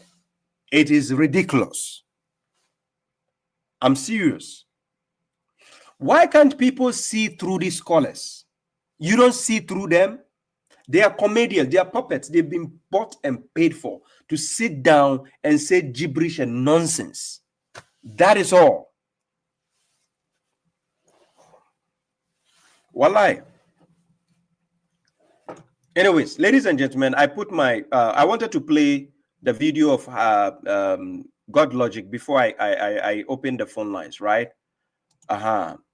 Let me play the video of God Logic. I like the Dennis guy. About what? About what? Huh? So yes, Mr. Zanes, yes. It's like you are laughing. Precious. Keep on laughing. Don't let the mushriks see you laughing, please. They took the men as gods, yes, which is the case, yeah. So let me play the about what that video. I think the video with him and God Logic. There's a part I want. Brother, yes, Dennis. My name is Dennis. Yes. How are you? Nice to meet you too. I am more important than a black man. Oh, man. So Jesus was the one that revealed the gospel. 100%. Yeah? Yes, sir. Did Jesus say that? Yeah. So he says he came preaching the gospel. No, did he say which gospel? What do you mean which gospel? It's only but why he said the word that you hear from me is not me? I can understand that. My problem is that you guys say that we don't have what Jesus was preaching. You know what I'm saying? In the gospel, in the Bible that we have. And so I go around and I ask, what is the justification for that? Why do you guys say that what Matthew, Mark, Luke, and John wrote is not the Injil, is not the gospel? Yeah, I get that. I get your point. Because now, They don't No, have, come on, brother. Yeah, have, no problem. They don't solve the Yeah, problem. come on. The problem, humanity. You don't want me to ban That's you, do you? Come So on. for you now, Guys, the reason why I'm playing this video, one of the reasons why is this old man, the Yahya man, the Arab man standing next to the Dennis guy. The man is just, agitated. He wants to talk to God logic. He wants to argue with God logic. Even if God logic tells him, I don't want to talk to you, he wants to talk to God logic. Because he thinks God logic is a waste of time. The man, oh my God.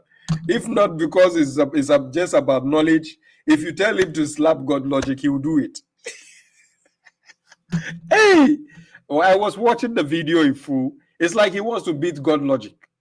Seriously. That is, oh my God. So let's go to the part I want to hear. About what? I'm coming to you. Yes. For you, Yes. if we say Jesus, we mean God, isn't it?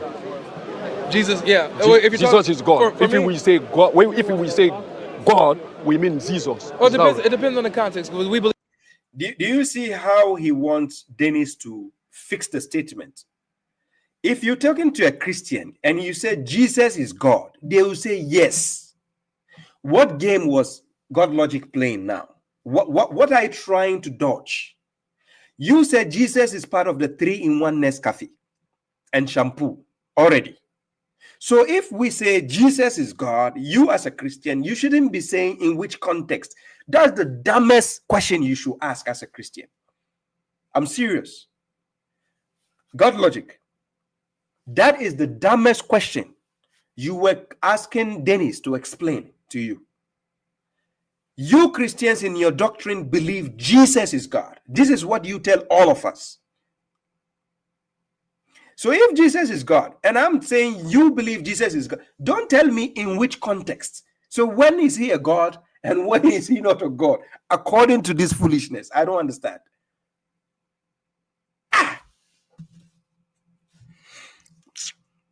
We believe God is triune. He's multi-personal. So we believe God is the Father, God is the Son, Jesus, and God is the Holy Spirit. So all three persons are identified as God. So that's three gods. That is Trinity, three gods. You Christians watch it. It's not one. Three gods. He just asked you if Jesus is God. You said in which context. So which means there is a context where Jesus is not a God. God logic, that day you acted like a devil logical. There was no God's logic with you on that day. I was watching the video, all you were doing was devil's logic. Seriously. Okay, so you have to qualify it. You got to be clear. So yeah. But you believe Jesus can talk to God, God can talk to Jesus? Yeah, I believe that the Father can speak to the Son, the Son can speak to the Spirit, and vice versa. They have an eternal fellowship and communion with each other. So they can talk to each other? Yeah. Jesus is all-knowing? Yep. His Father is all-knowing? Yep. They can talk to each other? Yes. About what?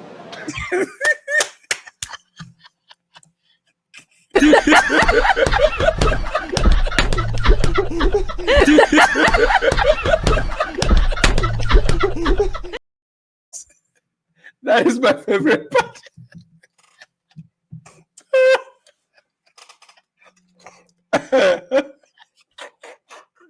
Oh, God logic. Oh my God. I don't know why. Seriously, if it gets this part, it gets me every time I watch. Please, ladies and gentlemen, pay attention to what God logic was doing. When this conversation started, God logic was not fixing his watch. He wasn't fixing his, cap. He wasn't fixing his apron. He wasn't fixing his phone. I swear to God. Pay close attention. The moment Dennis started saying about what? God logic was panicking. He started fixing his the sleeves. He started fixing the eyelash. He started fixing the phone. Please, if you haven't seen the video, go back and watch that part. Even when I did the reel, the shots, pay close attention to the shots I shared. You will see me circulating with a red ink. those parts. You see me circulating to show you when somebody's nervous and telling a lie, the reaction a person does. Like the logic was gone. This video will live for ages. I just love that part. I don't know why, but I love it. The accent made it top notch. About what? The guy looks like he wants to beat God logic. Hey, God logic. I tagged you in this video. I know you watch. God logic, please. I want to have a conversation with you. Guys, let's go back to the video. Hey. Jesus, yeah. If you're Jesus is God. For If me, we say God, if we say God, we mean Jesus. well, it depends on the context, because we believe God is triune. He's multi-personal. So we believe God is the Father, God is the Son, Jesus, and God is the Holy Spirit. So all three persons are identified as God, okay? So you have to qualify it, you got to be clear. So, yeah. But you believe Jesus can talk to God, God can talk to Jesus? Yeah, I believe that the Father can speak to the Son can speak to the Spirit, and vice versa. They have an eternal fellowship and communion with each other. So they can talk to each other? Yeah. Jesus is all-knowing? Yep. His Father is all-knowing? Yep. They can talk to each other? Yes. About what? They just commune. They just about fellowship. what? About their love and communion. Yeah, about what? If you are anything. all-knowing, I am all-knowing, what are you going to talk? Anything. Yeah? Anything. I don't know. They can talk about whatever they God logic says, I don't know. He said they can talk about anything. I don't. So they are talking about Lionel Messi and Cristiano Ronaldo. God logic. God logic. No, you have to change that name. Seriously. This is devil's logic.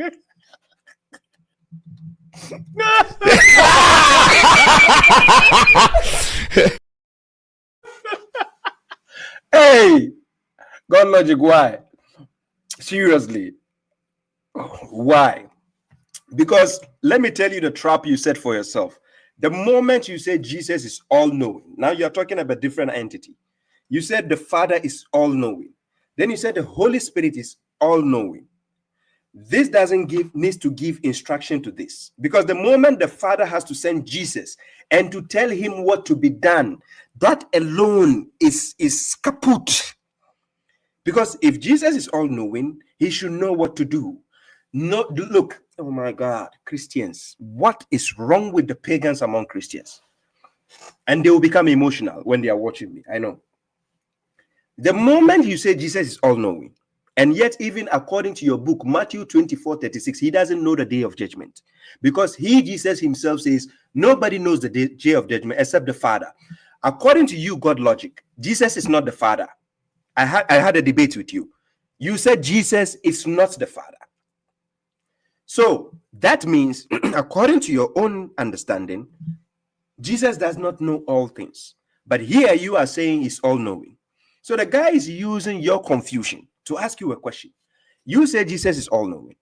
The Holy Spirit is all-knowing. And the Father is all-knowing. Why does the Father need to tell anything to Jesus? And why is it that Jesus is even not sure of what the Father has to do? Because he's doing the will of the Father. Listen carefully. Jesus only came on earth to do the will of the Father. Jesus said, I did not come to do my own will. He said it clearly. I did not come to do my own will. You now said he is all-knowing and he is God. If he's all-knowing, what are they going to talk about? Are you not the same people who said Jesus was on the cross and he says, Ella, Ella, lama sabachthani, why have you forsaken me? Oh, so he doesn't know why God forsook him? He doesn't know why? Ladies and gentlemen, is it not the same Christians who are telling you that Jesus was crying on the cross? That Ella, Ella, lama sabachthani. Is it not the same people saying that?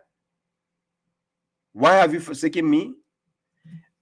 He shouldn't ask why when he's all-knowing, because he should know the reason why the Father forsook him. What is wrong with the Christian doctrine? You guys are just confusing yourselves. Seriously. But let's continue with the about what? What they're gonna say? Yeah, what they're gonna talk? God is all-knowing. He knows everything. Yeah. Jesus also knows everything. Okay. What they're gonna talk about? Anything. Like Oh my God. God logic keeps saying anything. That is the dumbest answer God logic you could ever give. Why do you keep saying anything again? You are making it worse. They are not supposed to have a conversation. Because if Jesus is already God, and the God is God, the Father is God, the Holy Spirit is God, each individual man must know what to do without communicating. So you said they are having a communion and communicating about what? Because there is nothing the Father will say that Jesus doesn't know. And there's nothing Jesus will say that the Father doesn't know. And there's nothing the Father will say that the Holy Spirit. You see how confusing the Christian doctrine is? Because you made it up yourself. Moses never preached Trinity. Abraham never preached Trinity. No prophets in the history of mankind preached Trinity, except your New Testament confused book. That is where the concept of Trinity started. And it doesn't even say there are three Trinity gods. So that is why the God of the Quran is telling you, refrain from this nonsense you are saying. Because you guys are inventing lies against God. Seriously, your gibberish cannot stand the test of time. Somebody says, Batuta says, Baba, you're going to make mushriks and Christians team up and unite against us. Yes, I know. They already did. You can see my content. Go and check my content. I always do against mushriks and Christians. And not all Christians, the pagans. Yes. Mariam Majid says he will be a Muslim one day, inshallah. Well, it's not impossible. God gives people chance. Yes, but God logic, I tell you for a fact, he hates Islam so bad. I know God logic. He hates Islam so bad. Right? But it's not impossible for him to become a Muslim one day. Yeah?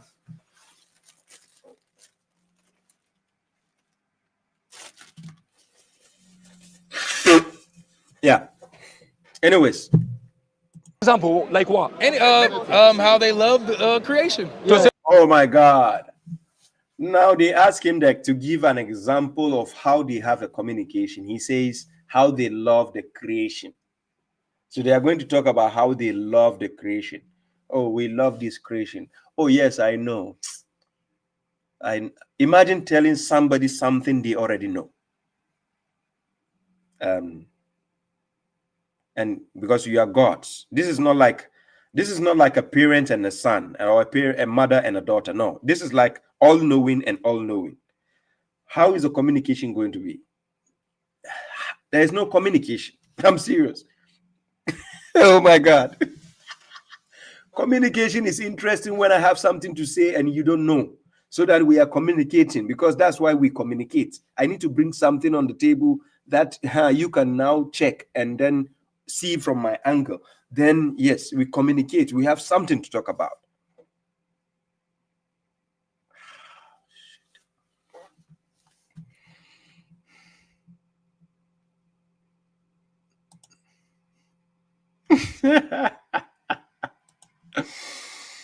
What? How they love each other. To say I love you. Yeah.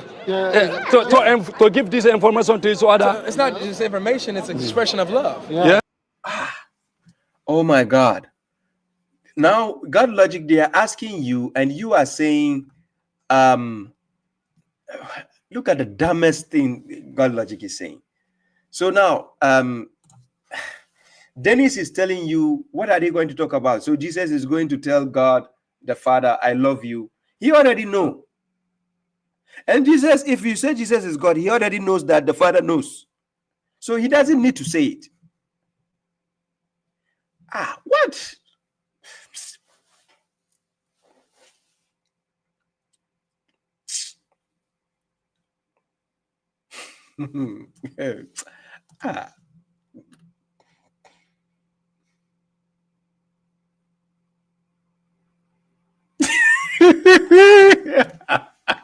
Shirulini, don't let God logic see this. Nice weather today. Indeed, it is. It's gonna rain tomorrow. Yes, I know. That conversation is boring.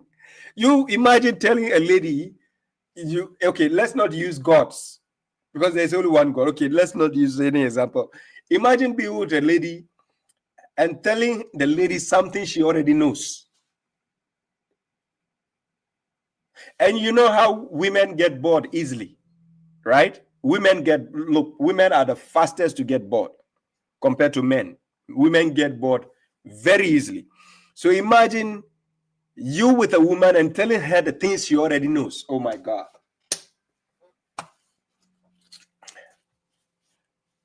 She's done with you. Then imagine gods, a god and a god, talking about things they already know. What kind of communication is that? Talking, say, hey, you know, I have to go to Africa. Yeah, I know you have to go. You know what I'm going to do when I go to Africa? Yeah, I already know. You are going to this African woman, they call her Mariam. You're going inside her, and then what? They give birth to you again. I know. Like, what? How is it? Hey, Allah Christians. Oh my God. Anyways, I don't want to be crazy. I have to stop thinking for them. God logic, please. If I meet you, we have to continue this conversation so that you tell me how the communication works. Hey. Anyways, guys, let me open the phone lines before I go to TikTok, right? This is the phone line. I'm putting the WhatsApp number, by the way. That's my WhatsApp number there.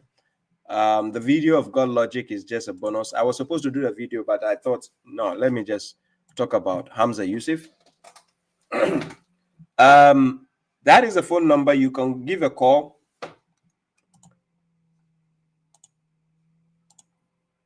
Yeah, you can give a call. I've done 2 hours. I might stay for 30 minutes more before I go to TikTok, right? So you're welcome to join me on TikTok. From here, I'm going to TikTok. So you're welcome to join.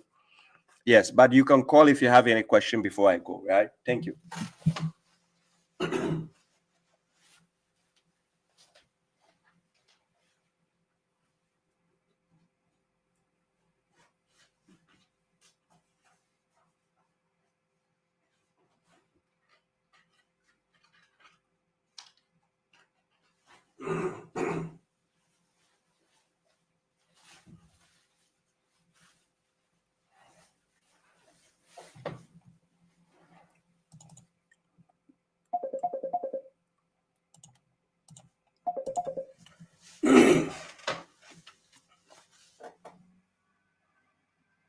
Yeah, salam.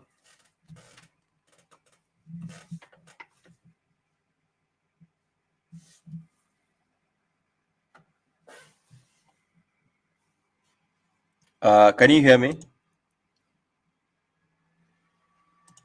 Hello? Yes, can you hear me? Yeah, I can hear you. Can you hear me? Yes, I can hear you, Baba. Assalamu alaikum. Wa alaikum salam, my brother. Your name and where you're calling from? Abdurrahim, calling from Darwin, Australia. Abdurrahim, you called on my program before, right? Yes, I called a couple of weeks ago. Okay, that's good. How may I help you, brother? Baba, I just want to speak to you about the verse in the Quran that the mushriks use to prove that there's azab al-qabr. The verse about Pharaoh and his family or his people burning day and night. Now, it doesn't say burning. It doesn't actually say burning day and night. Okay, can you explain that verse, please? It's about being exposed to the hellfire morning and evening. Being exposed, if we say you are being exposed to something, doesn't necessitate you are inside that thing. So for instance, if I say you are exposed to the sun, doesn't mean you are inside the sun. If you get what I'm saying. I do get what you're saying, but isn't our understanding that hellfire hasn't been created yet? No, it's not about being created. It's already a concept that exists, that God has spoken about it. So nowhere God says it's now going to be created. It's there. So hellfire is there. Yes. Okay. The hellfire is already there. But it doesn't mean they are going to hellfire. That's why there's a day of judgment. So God will resurrect the people. Everybody already know the destination is going. Then now people will be put in heaven or hell. Are you getting the point? Yes, I'm getting the point. Okay. I was just so you for some reason I was under it. Yeah. Okay. Yep. You let me give an example. I'm going to take you to this chapter.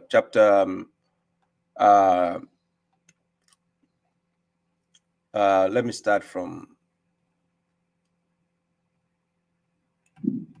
wait. Let me start from chapter 40, verse 70, right? I can put it on the screen. Can you see my screen if I put it? Are you watching me right now?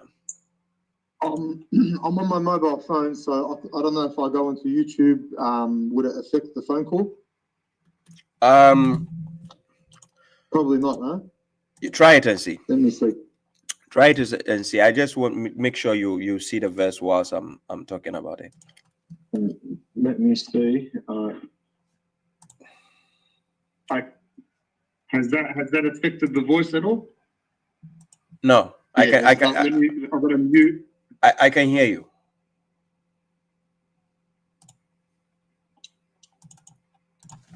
I can hear you. Okay, beautiful.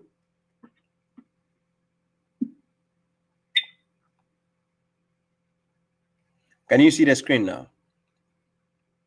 Yes, I can. Okay. Now, the verse the verse you asked for is chapter 40, verse 46. But then I'll take you to a verse to show you what happens on the day of judgment, right? Now, here, chapter 40, verse 46, God says the fire being exposed, the fire being exposed to it morning and evening, right? Now, here, when you see here, it says, consequently, God safeguarded him from the evil of what they schemed, and the people of Pharaoh were afflicted with the worst of punishment, right? Then here it says the fire being exposed to it. The word here used here is alayha. No. Can you see the word?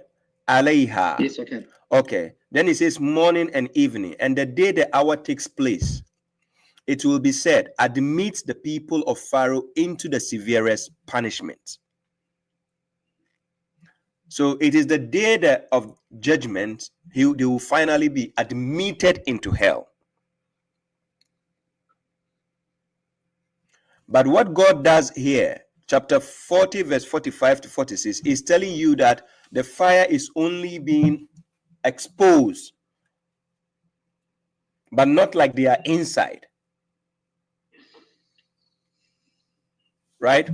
So now, in the same chapter, chapter 40, verse 70, I give you an example to show you that on the day of judgment is the day people will actually incur hell or paradise. So chapter 40, verse 70 says, those who deny the book, that which we have sent our messengers with, thus they will find out. When the shackles are around their necks and the chains being dragged in the magma and then into the fire, they will be inflamed. Then it will be said to them, where are those you used to associate, meaning idolize, besides God? They, the transgressors, will say, they have diverted from us. In fact, we did not invoke anything before.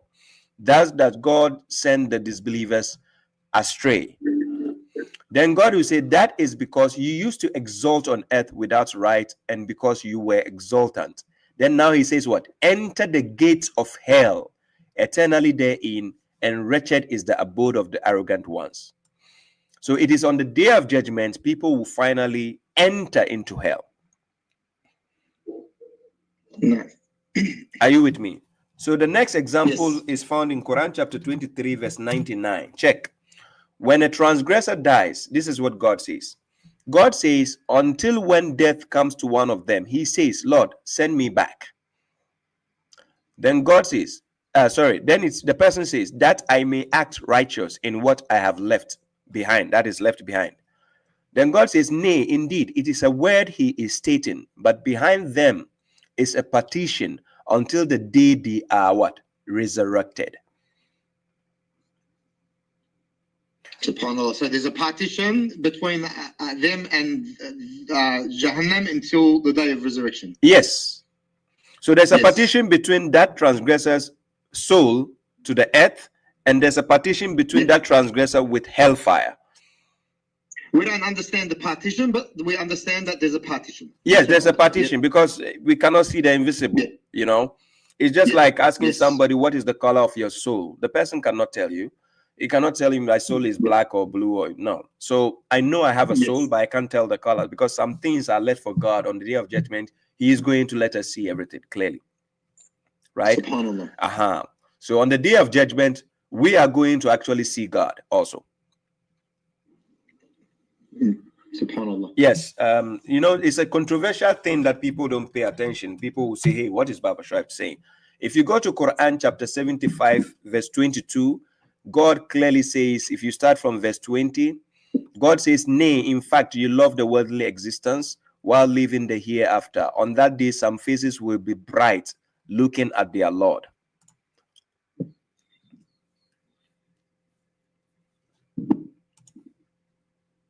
No.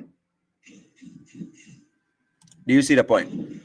So concerning being shown the hellfire, the idea is to be shown, then you know this is the destination you are going. So on the day of judgment, this is where you are going to enter.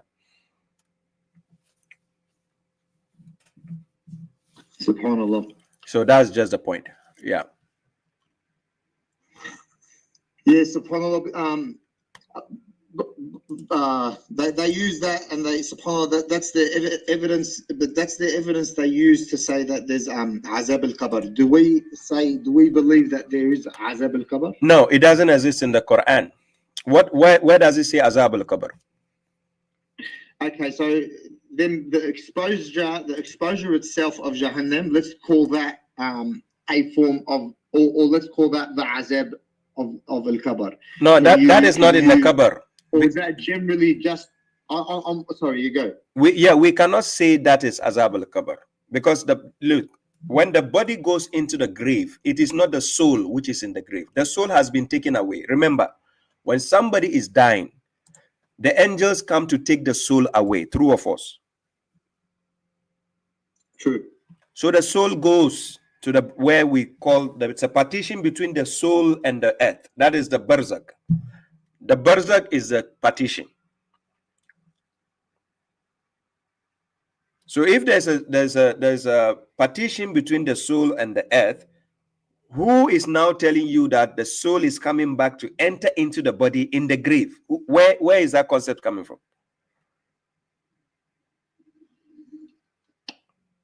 Okay, what if the person was burnt to ashes? That's the thing, or thrown in the ocean, or not in a grave. So it's not the actual grave itself. But okay, so let's forget about azab al-qabr. Let's think about it. I'm going to agree with you. Whatever it is, the azab of the Barzakh. Is there azab of the Barzakh? God didn't say not there's necessarily.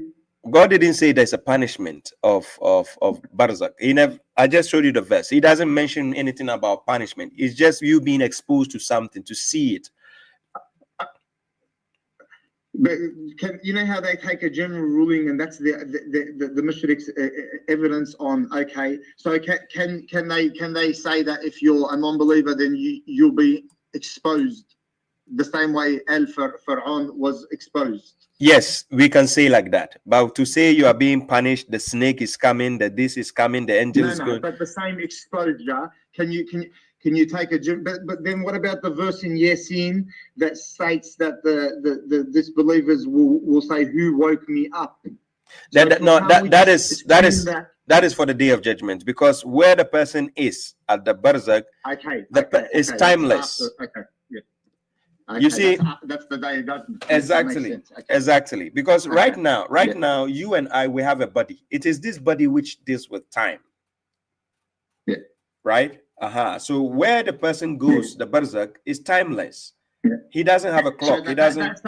That same person could be the same person that says after the exposure of hell, of the fire. Yeah. That same person could be the same person that says, "Oh, who woke me up?" Yes, because in a later start. Exactly, because on the day of judgment. It's the later part. Yeah. Yes, because on the day of judgment. Yes, on the day of judgment, we are going to be awake with a physical body. SubhanAllah. So for that one. Yes, so the physical body is going to make the difference on that day. So where the soul is, for instance, you and I, we come from God. But why is it that we don't remember that journey of us coming from God into the bellies of our mothers? How come we don't remember that? Because there was another stage of this. It was in another dimension. Exactly, yeah. Another dimension which doesn't deal with the physical body, right? Are you getting the point? Yeah. It's just like for people who have watched this movie, Inception. Have you seen the movie before? Yes, I have. I have to watch it about 10 times to understand. Inception, exactly. For people who watch it once, they will not understand. You need to watch and rewatch. These are certain concepts they do take from a religious aspect and then make it into movies. SubhanAllah. Yes. Babashu, so I don't take too much of your time. One more question, please. Just about the Araf, the SubhanAllah, your deep dives are amazing because they actually even though I speak Arabic, my first language is English, and that deep dive is very, very effective. But the Araf one, I was listening to that, and it was speaking about the people that are in the heights. Yes. And then I just did a bit of my own homework about it. So, is that like the believers that believed in Allah subhanahu wa ta'ala, but that did the kabir, such as murder or whatever Allah subhanahu wa ta'ala says the kabir that are mentioned in the Quran, are those the people that will be in the heights, in the Araf? Those who will be in the heights are people to go to paradise also. Because on the day of judgment, God spoke about the groups going to be 3 groups. If you read Surah Al-Waqi'ah, you are going to understand what God spoke about. On the day of judgment, the groups are going to be 3 groups. Right?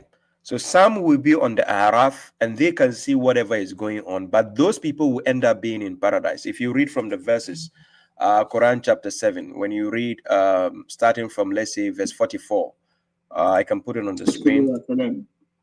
Let me put it on the screen, right? Where it says, and the companions, just a second. Yeah, where it says, and the companions of the garden will call the companions of the fire, that we have found what our Lord promised to us to be true. So have you found what your Lord promised to be true? They, the companions of the fire, will say yes. Then an announcer will announce between them that the curse of God is upon the transgressors who repelled from the way of God and sought to make it crooked while they were disbelievers in the hereafter. And a partition will be between them, 2 groups. That's the 2 groups. And upon the heights are people who will recognize everyone by their mark. Right? And they will call the companions of the garden that peace be upon you. They on the heights have not yet entered in the paradise yet, but they are coveting, meaning they wish. Like, for instance, sometimes you are watching, you're going to the flight, right? You book a flight, you're going to the airport, and you have to enter the flight. But sometimes you can be in the queue while somebody has already entered the flight and he's sitting already, whilst you are now in the queue trying to come to enter. So that kind of feeling. So it says, and a partition, hijab, will be between the 2 groups, and upon the heights are people who will recognize everyone by their mark, and they will call the companions of the garden that peace be upon you, salamu alaikum. Then they will say, they have not yet entered it. That is, the ones on the heights have not yet entered it, but they are coveting. Then it continues, and when their eyesight are diverted facing the companions of the fire, meaning to the left side, they on the heights will say, Our Lord, do not put us with the transgressing people.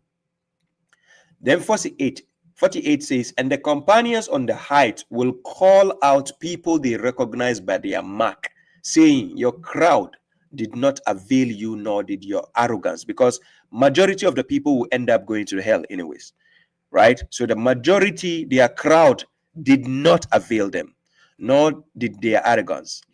49, it will be said to those in the fire, Are these the ones whom you swore that God will not grant them with mercy? So those in the fire will be asked about those on the heights.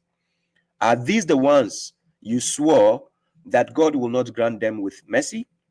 To those on the heights, enter the garden, there will be no fear upon you, nor will you grieve.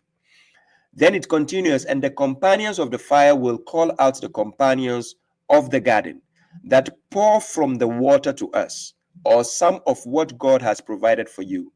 They, the companions of paradise, will say, Indeed, God has forbidden them both for the disbelievers. Right? Who took the real religion as amusement and play, and the worldly life deluded them. So today we will forget them as they forgot the meeting of this day of theirs, and that they were rejecting our verses. And we have suddenly brought them a book which we have detailed by knowledge as guidance and mercy for people who believe. Then he says, Are they waiting only its interpretation? The day its interpretation comes, those who forgot it before will say, The messengers of our Lord had brought the truth. So do we have any intercessors to intercede for us, or could we return to do other than what we used to do?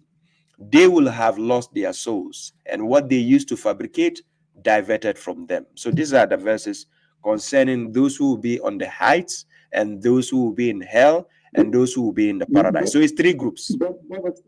That last nail, the end of it diverted from them. That's probably the ends of everything. Allah's telling us, subhanahu wa ta'ala, He's telling us obviously what happened or what's going to happen, and what, that's the end of it. But yeah, at one point, the people in the heights, they make dua to Allah for Allah not to send them with the the wrong-doing people. Yes.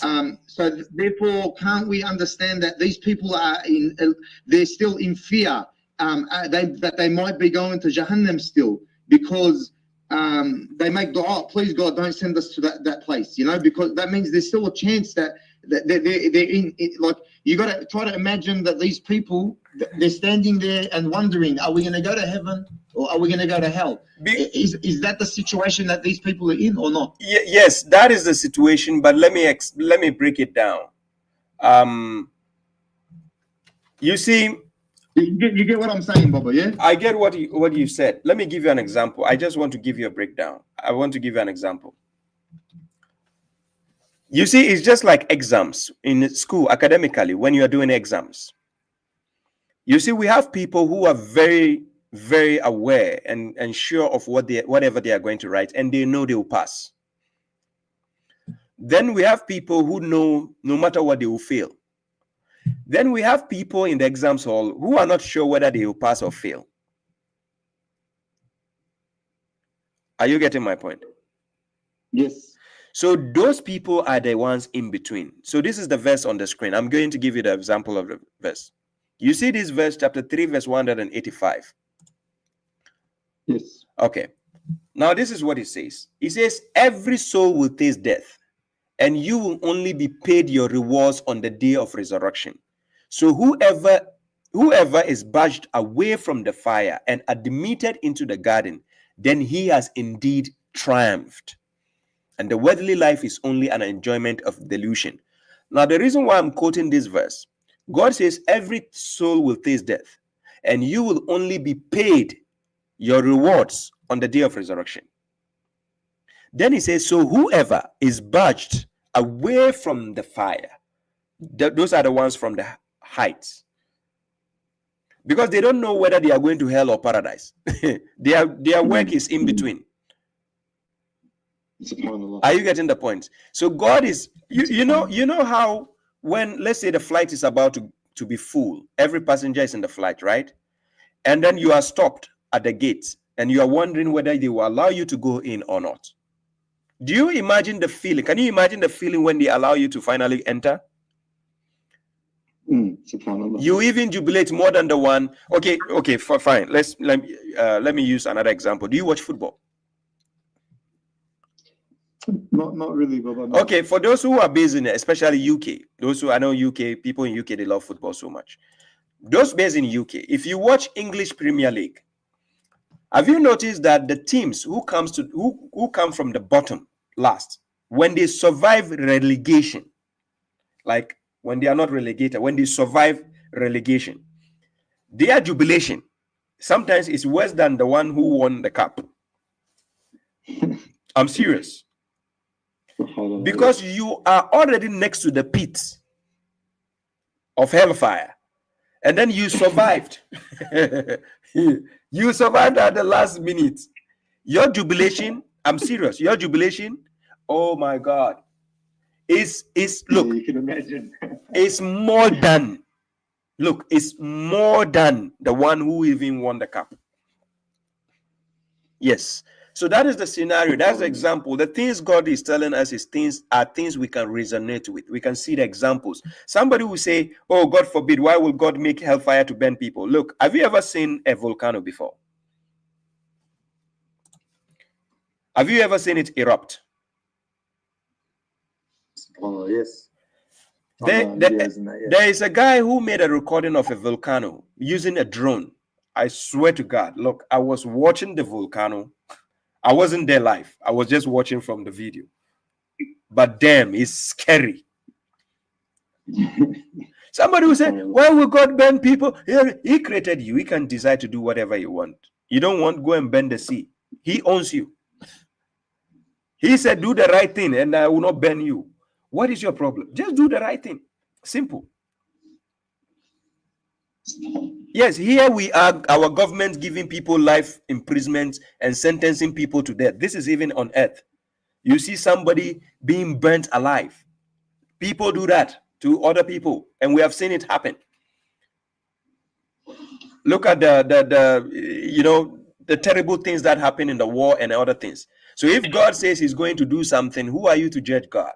God is the one who makes decision and nobody has to decide for him. Chapter 18, verse 26. He does not make the decision with anybody. He does not share his decision making, his rule with anybody. He makes the decision. Just do the right thing. So every aspect of our life, God has given us the examples that we can resonate with. Are you getting my point? Yes, I am, my brother Baba. Thank you very much. You're welcome. Allah reward you. Thank you for your time. It's an honor. And Baba, please reply to that WhatsApp thing, because those questions, I don't want to do the people's head in with my other questions. Please repeat the question to me in the send me a message again, because when you send me a message, send me a message as a reminder. All right, Dam, I will. I'll send you a voice message with my questions, inshallah. May Allah reward you, Baba. Thank you. Yeah, do that so I can get to check it. Yeah, thank you. Jazakallah khair. Jazakallah khair. Thank you. Salam alaikum. May Allah reward you. Fi aman Allah. Salam alaikum wa rahmatullahi wa barakatuh. Peace. Yeah. Okay, guys, I've done 2 hours, 30 minutes. I think I might have to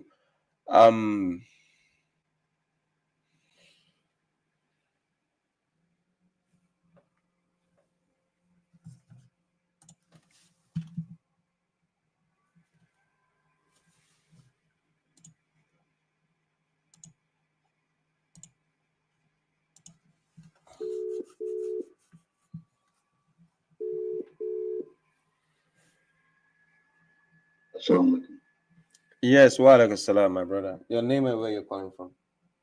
My name is Ryan Hassan. I'm calling from South Africa. Nice to meet you, bro. So nice to meet you too. You have max 2 questions to go.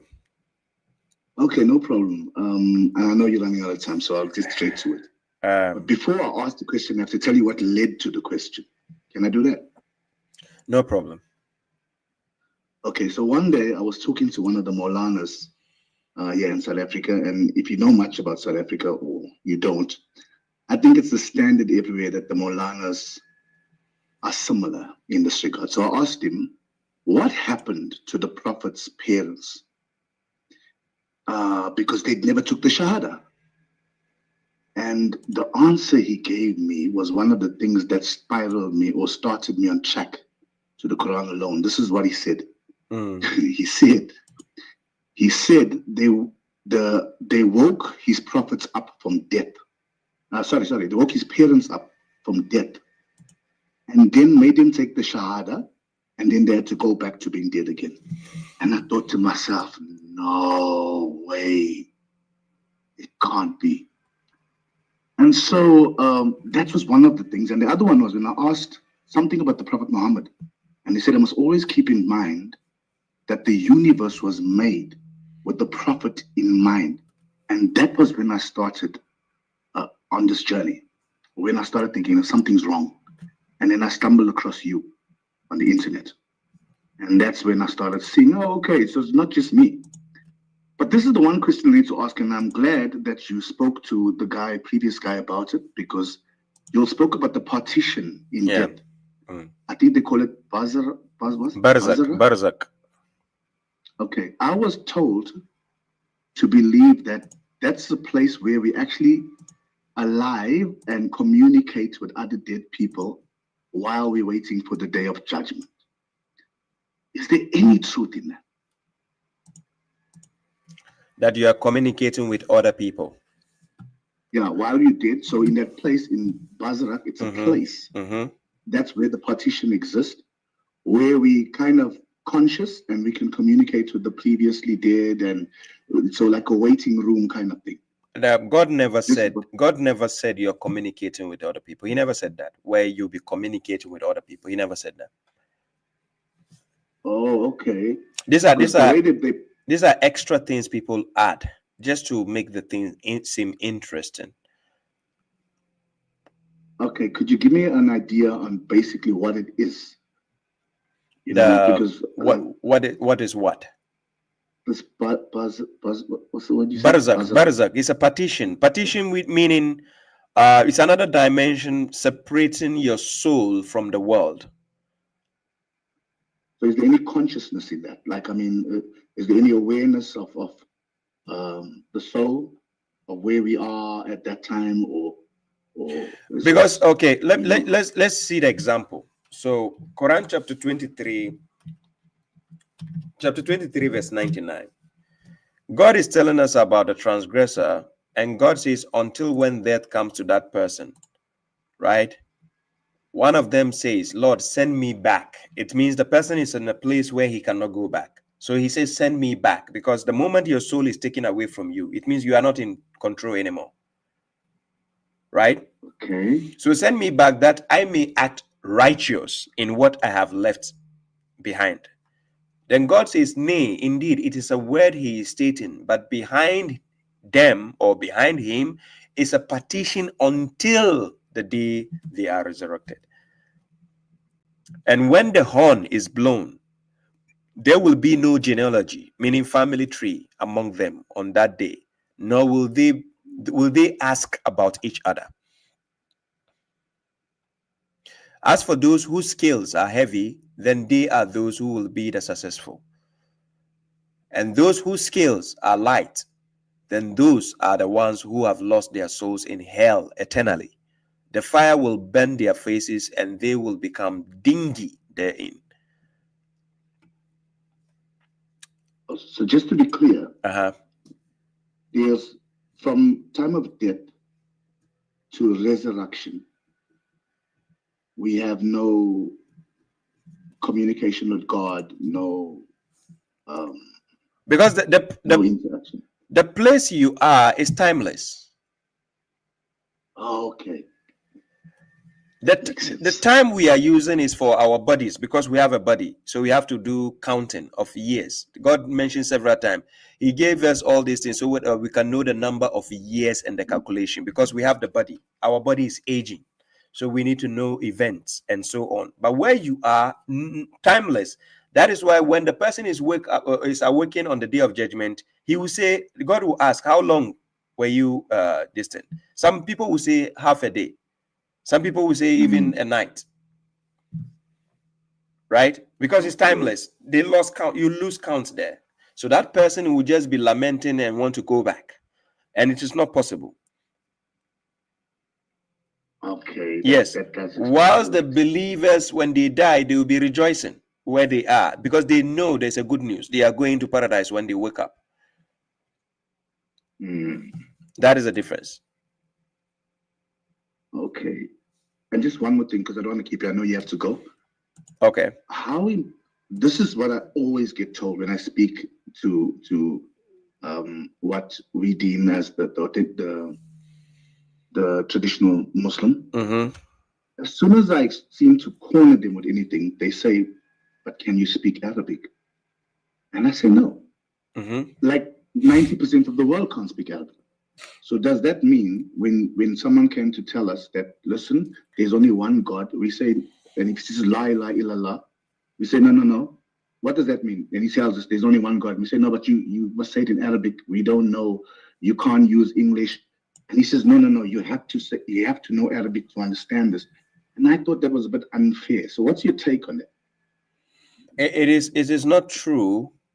It is only when you want to pass on a message to the people. Yes, you need to know what you're saying, because Quran chapter 17 verse 36 says, وَلَا تَخْفُ مَا لَيْسَ لَكَ بِعِلْمٍ. Do not pursue that of which you have no knowledge, right? So in order to pursue something, you have to be well acquainted. You have to be well endowed with the knowledge of that subject before you speak about it, right? So God is not an Arabian, and neither does Islam belong to Arabians, right?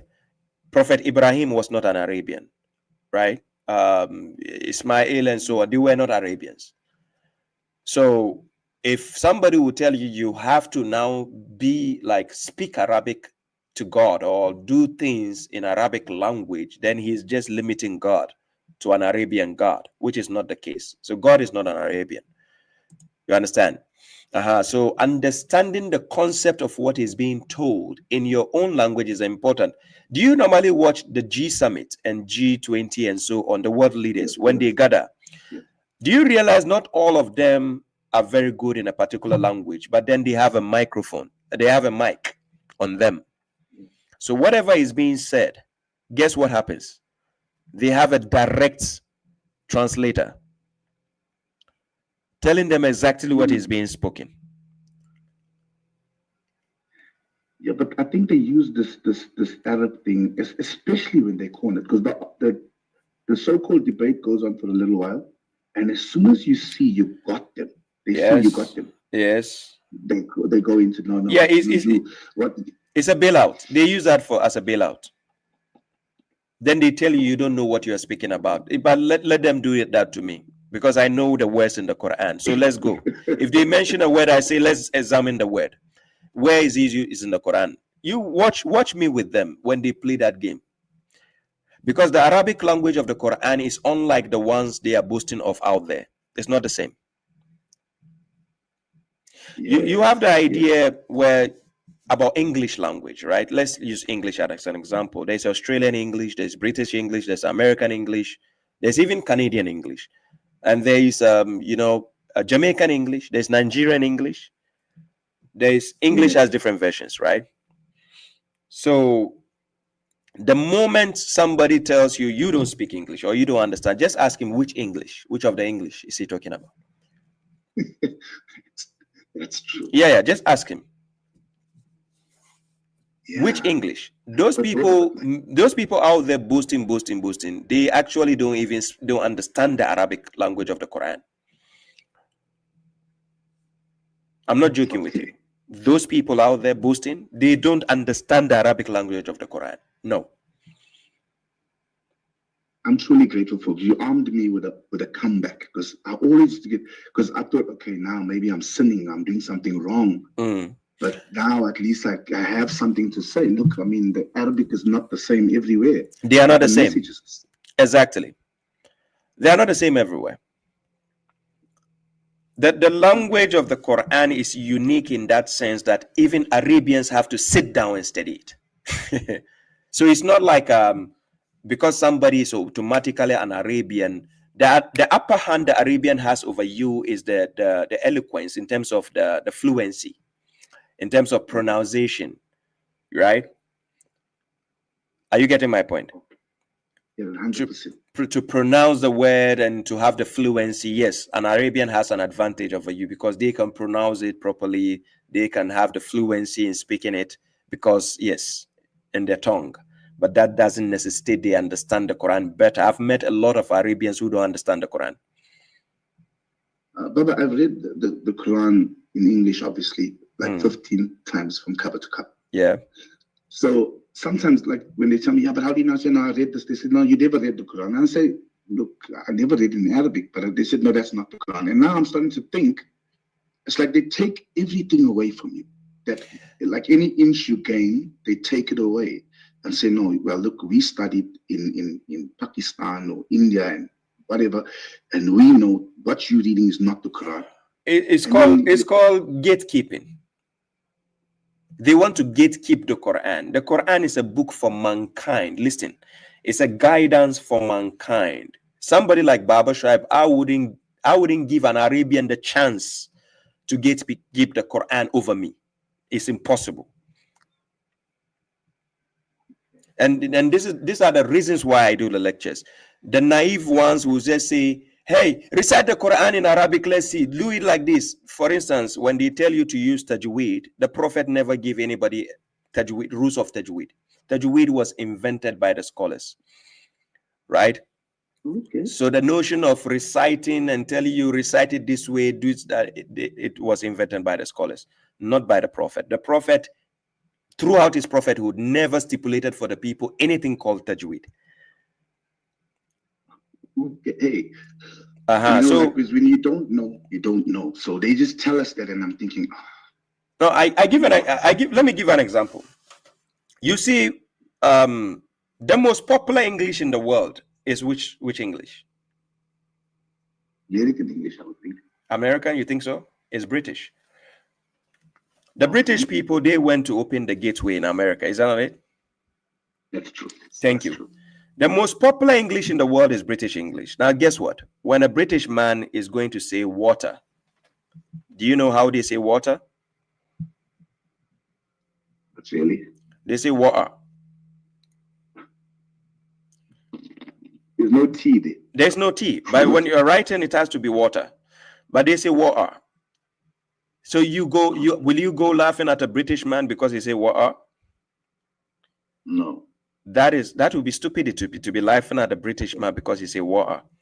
So what people don't understand most of the times is people want to place emphasis in the way you pronounce things. This is exactly the gatekeepers of the Arabic language today are doing. Right? They want to gatekeep by controlling the narrative to make sure you do it the way they dictate for you. And that is why English language has different versions. You don't shackle people to do it just your way. As long as the writing is written correctly. Exactly. Are you getting the point? So for instance, if you go to American English, we have the word color. It's written C-O-L-O-R, color. If you come to the British English, it's color, C-O-L-O-U-R, color. Yes. Do you see pronunciation the same but written differently? If you go to America to write it the British way, officially it is wrong. Then if you go to, yes, because in academically, if you're using American English and the teacher expects American English from you, you don't have to go and write British English. That would be a mistake. But when we are speaking it, who can identify? That's true. You understand? So spoken language usually don't follow rules. It's a written language that follows rules. So as long as sorry, the one counter that I did try with them, I said God understands. God even understands what I mean. That's what I said to them. I said, you know, you might not get it, but God understands what I mean. And then they're like, no, but you must get it right. I said, I can't read Arabic. I can't speak it. I can't read it. You know, but I got the message and I believe the message. Yes. And they're like, yeah, but you don't really got the message because it's not the real message if it's not in Arabic. So they who claim to get the message, how did they end up following garbage books aside the Quran? Does it make sense? Yeah, that is So forget their foolishness. And I said, let them bring that foolishness in front of Babashu. You see how I'll set them up. That is true. They don't know the Quran. Most of them, they don't know the Quran. It's not a joke. I'm telling you. No, but they recite it. They got Hafiz. No. That's what I'm telling you. Look, I was born and raised in Ghana.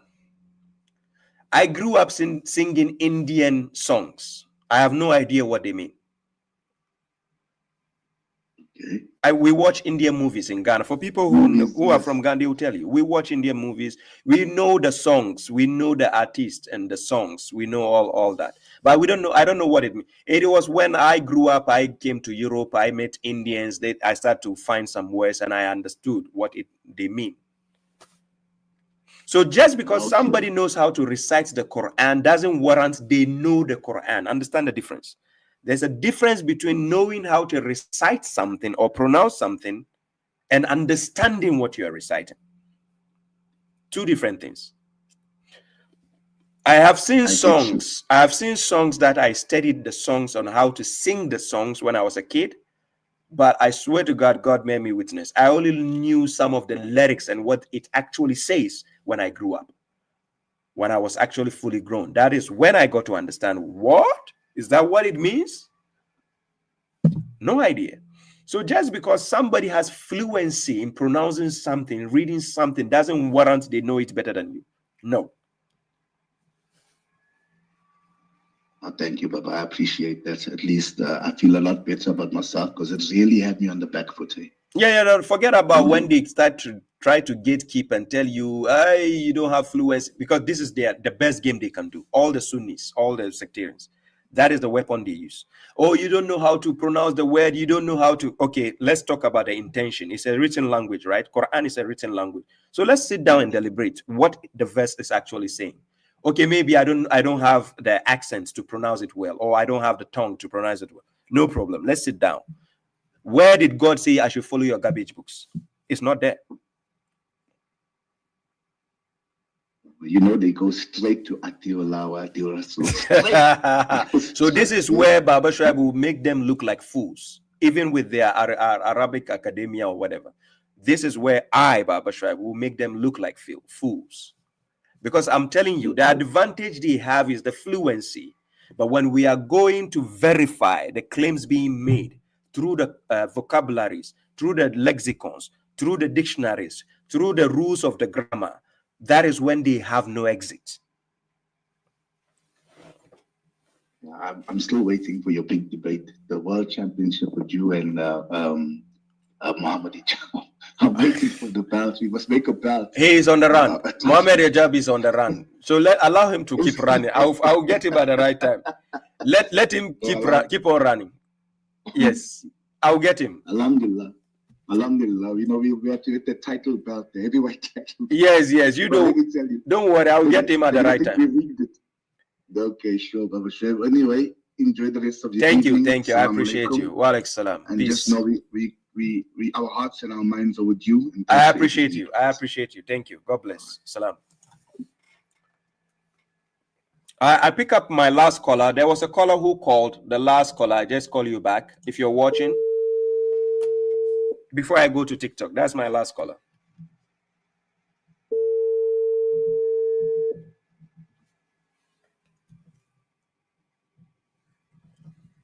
Salam. Salam, Baba. Salam, my brother. Your name and where you're calling from? Yes, I'm Little Rock from Turkey. Little Rock. Okay, yeah, I saw in the comment section from Turkey. You called on my program before in the past, right? Yes, I called you. Yeah, sure. How may I help you? You're my last caller before I go to TikTok. Yes, thank you very much. I have a question about the Friday prayer. Yes. I watched your video. You say it's the day of gathering. Yes, it's a day of gathering. Yeah. But in the ayah it says leave the trading وذروا البيع. And after that, إذا قضيت الصلاة فانتشروا في الأرض وابتغوا من فضل الله. Yes. So which prayer it's called upon? I mean, during Fajr there is no trade, or during Salat al-Wusta there is no trading. I mean, is it Maghrib? No, look, time for trading has no time. Trading can happen anytime. Some people think you cannot even trade in the night. Look, I'm based in Europe. Shopping malls are still open in the night. Okay. Trading has no limits. In my country, Ghana, it is early morning. People set up trading. Early morning, dawn. People set up their table to start selling items. Okay. So I don't know where people... Okay, I'll go to the verse. I just want to clear the misconception that people think there is no trade going on in the morning, in the evening, in the night. Trading has every time people are doing business. In my country, Ghana, also, night time is business time for other people. They set up their markets and they are selling things in the night. Food and other things. Entertainment also happen anytime. So the focus of the verse, Ya ayyuhallazina amanu, iza nudiya lis-salat min yawmil jum'at fas'aw ila zikrillah wazarul bay'ah. So it is telling you, that is Quran chapter 62 verse 9, is telling you, iza nudiya lis-salat, when you are invited or called to the salat. And the salat is a definite article, which is a subject which is telling you, if in case there is the salat that you have to attend, you have been invited to the salat, you leave the sale, because it is a day of having a business going on. There's a sales going on. So that is why the subject is about the sale. Leave the sale. Are you getting the point? Yes. So leave the sale. About the time of the Prophet, when did they trade?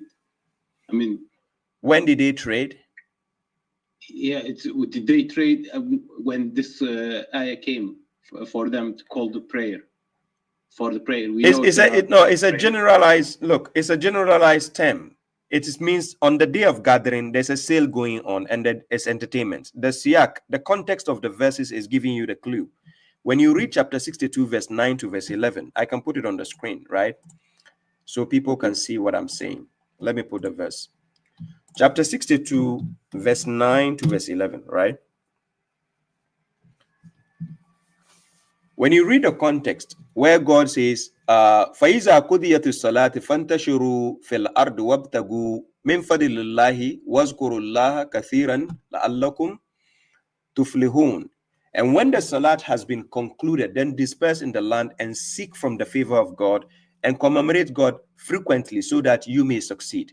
Then it continues, then he says, وَإِذَا رَأَوْا تِجَارَةً أَوْ لَهْوًا. Then he says, إِنْفَدُوا إِلَيْهَا وَتَرَكُوكَ قَائِمًا قُلْ مَا إِنْدَ اللَّهِ خَيْرٌ مِنَ اللَّهِ وَمِنَ التِّجَارِ وَاللَّهُ خَيْرُ الرَّازِقِينَ. He says, here is telling you, but when they saw a business or an entertainment, so automatically what is going on at that time?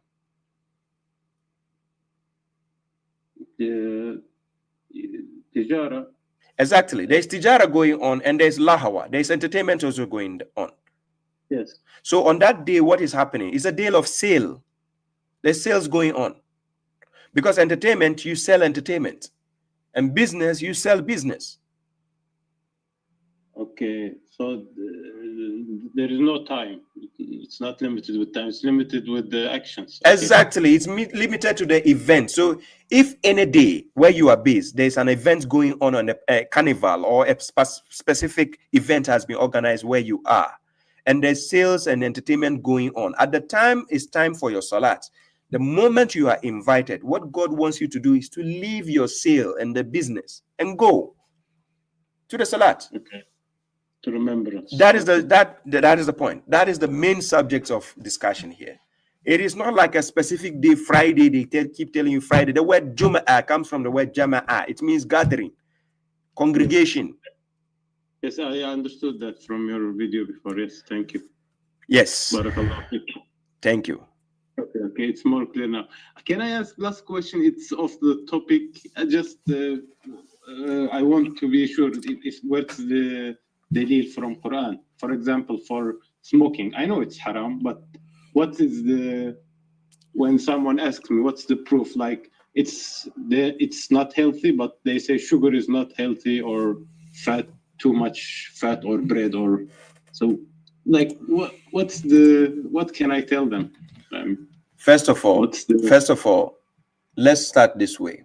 What is the benefit of smoking? No benefit. Does smoking kill or not? Yes. And in the Quran, God says we should not kill ourselves. Yes. So that's it. Simple, yeah. That's it. So that's how it becomes haram. Okay. Exactly. Thank you. Thank you very much. Thank you. Peace. God bless you. Salam. Yes, ladies and gentlemen, this is Babashu, the correctional officer. I need to bring the Facebook, YouTube segment to an end, and I'm going to TikTok. You want to enjoy the show? Come. I'm hopefully expecting some mushriks to join. So please, if you are willing to come to TikTok, come and enjoy the show.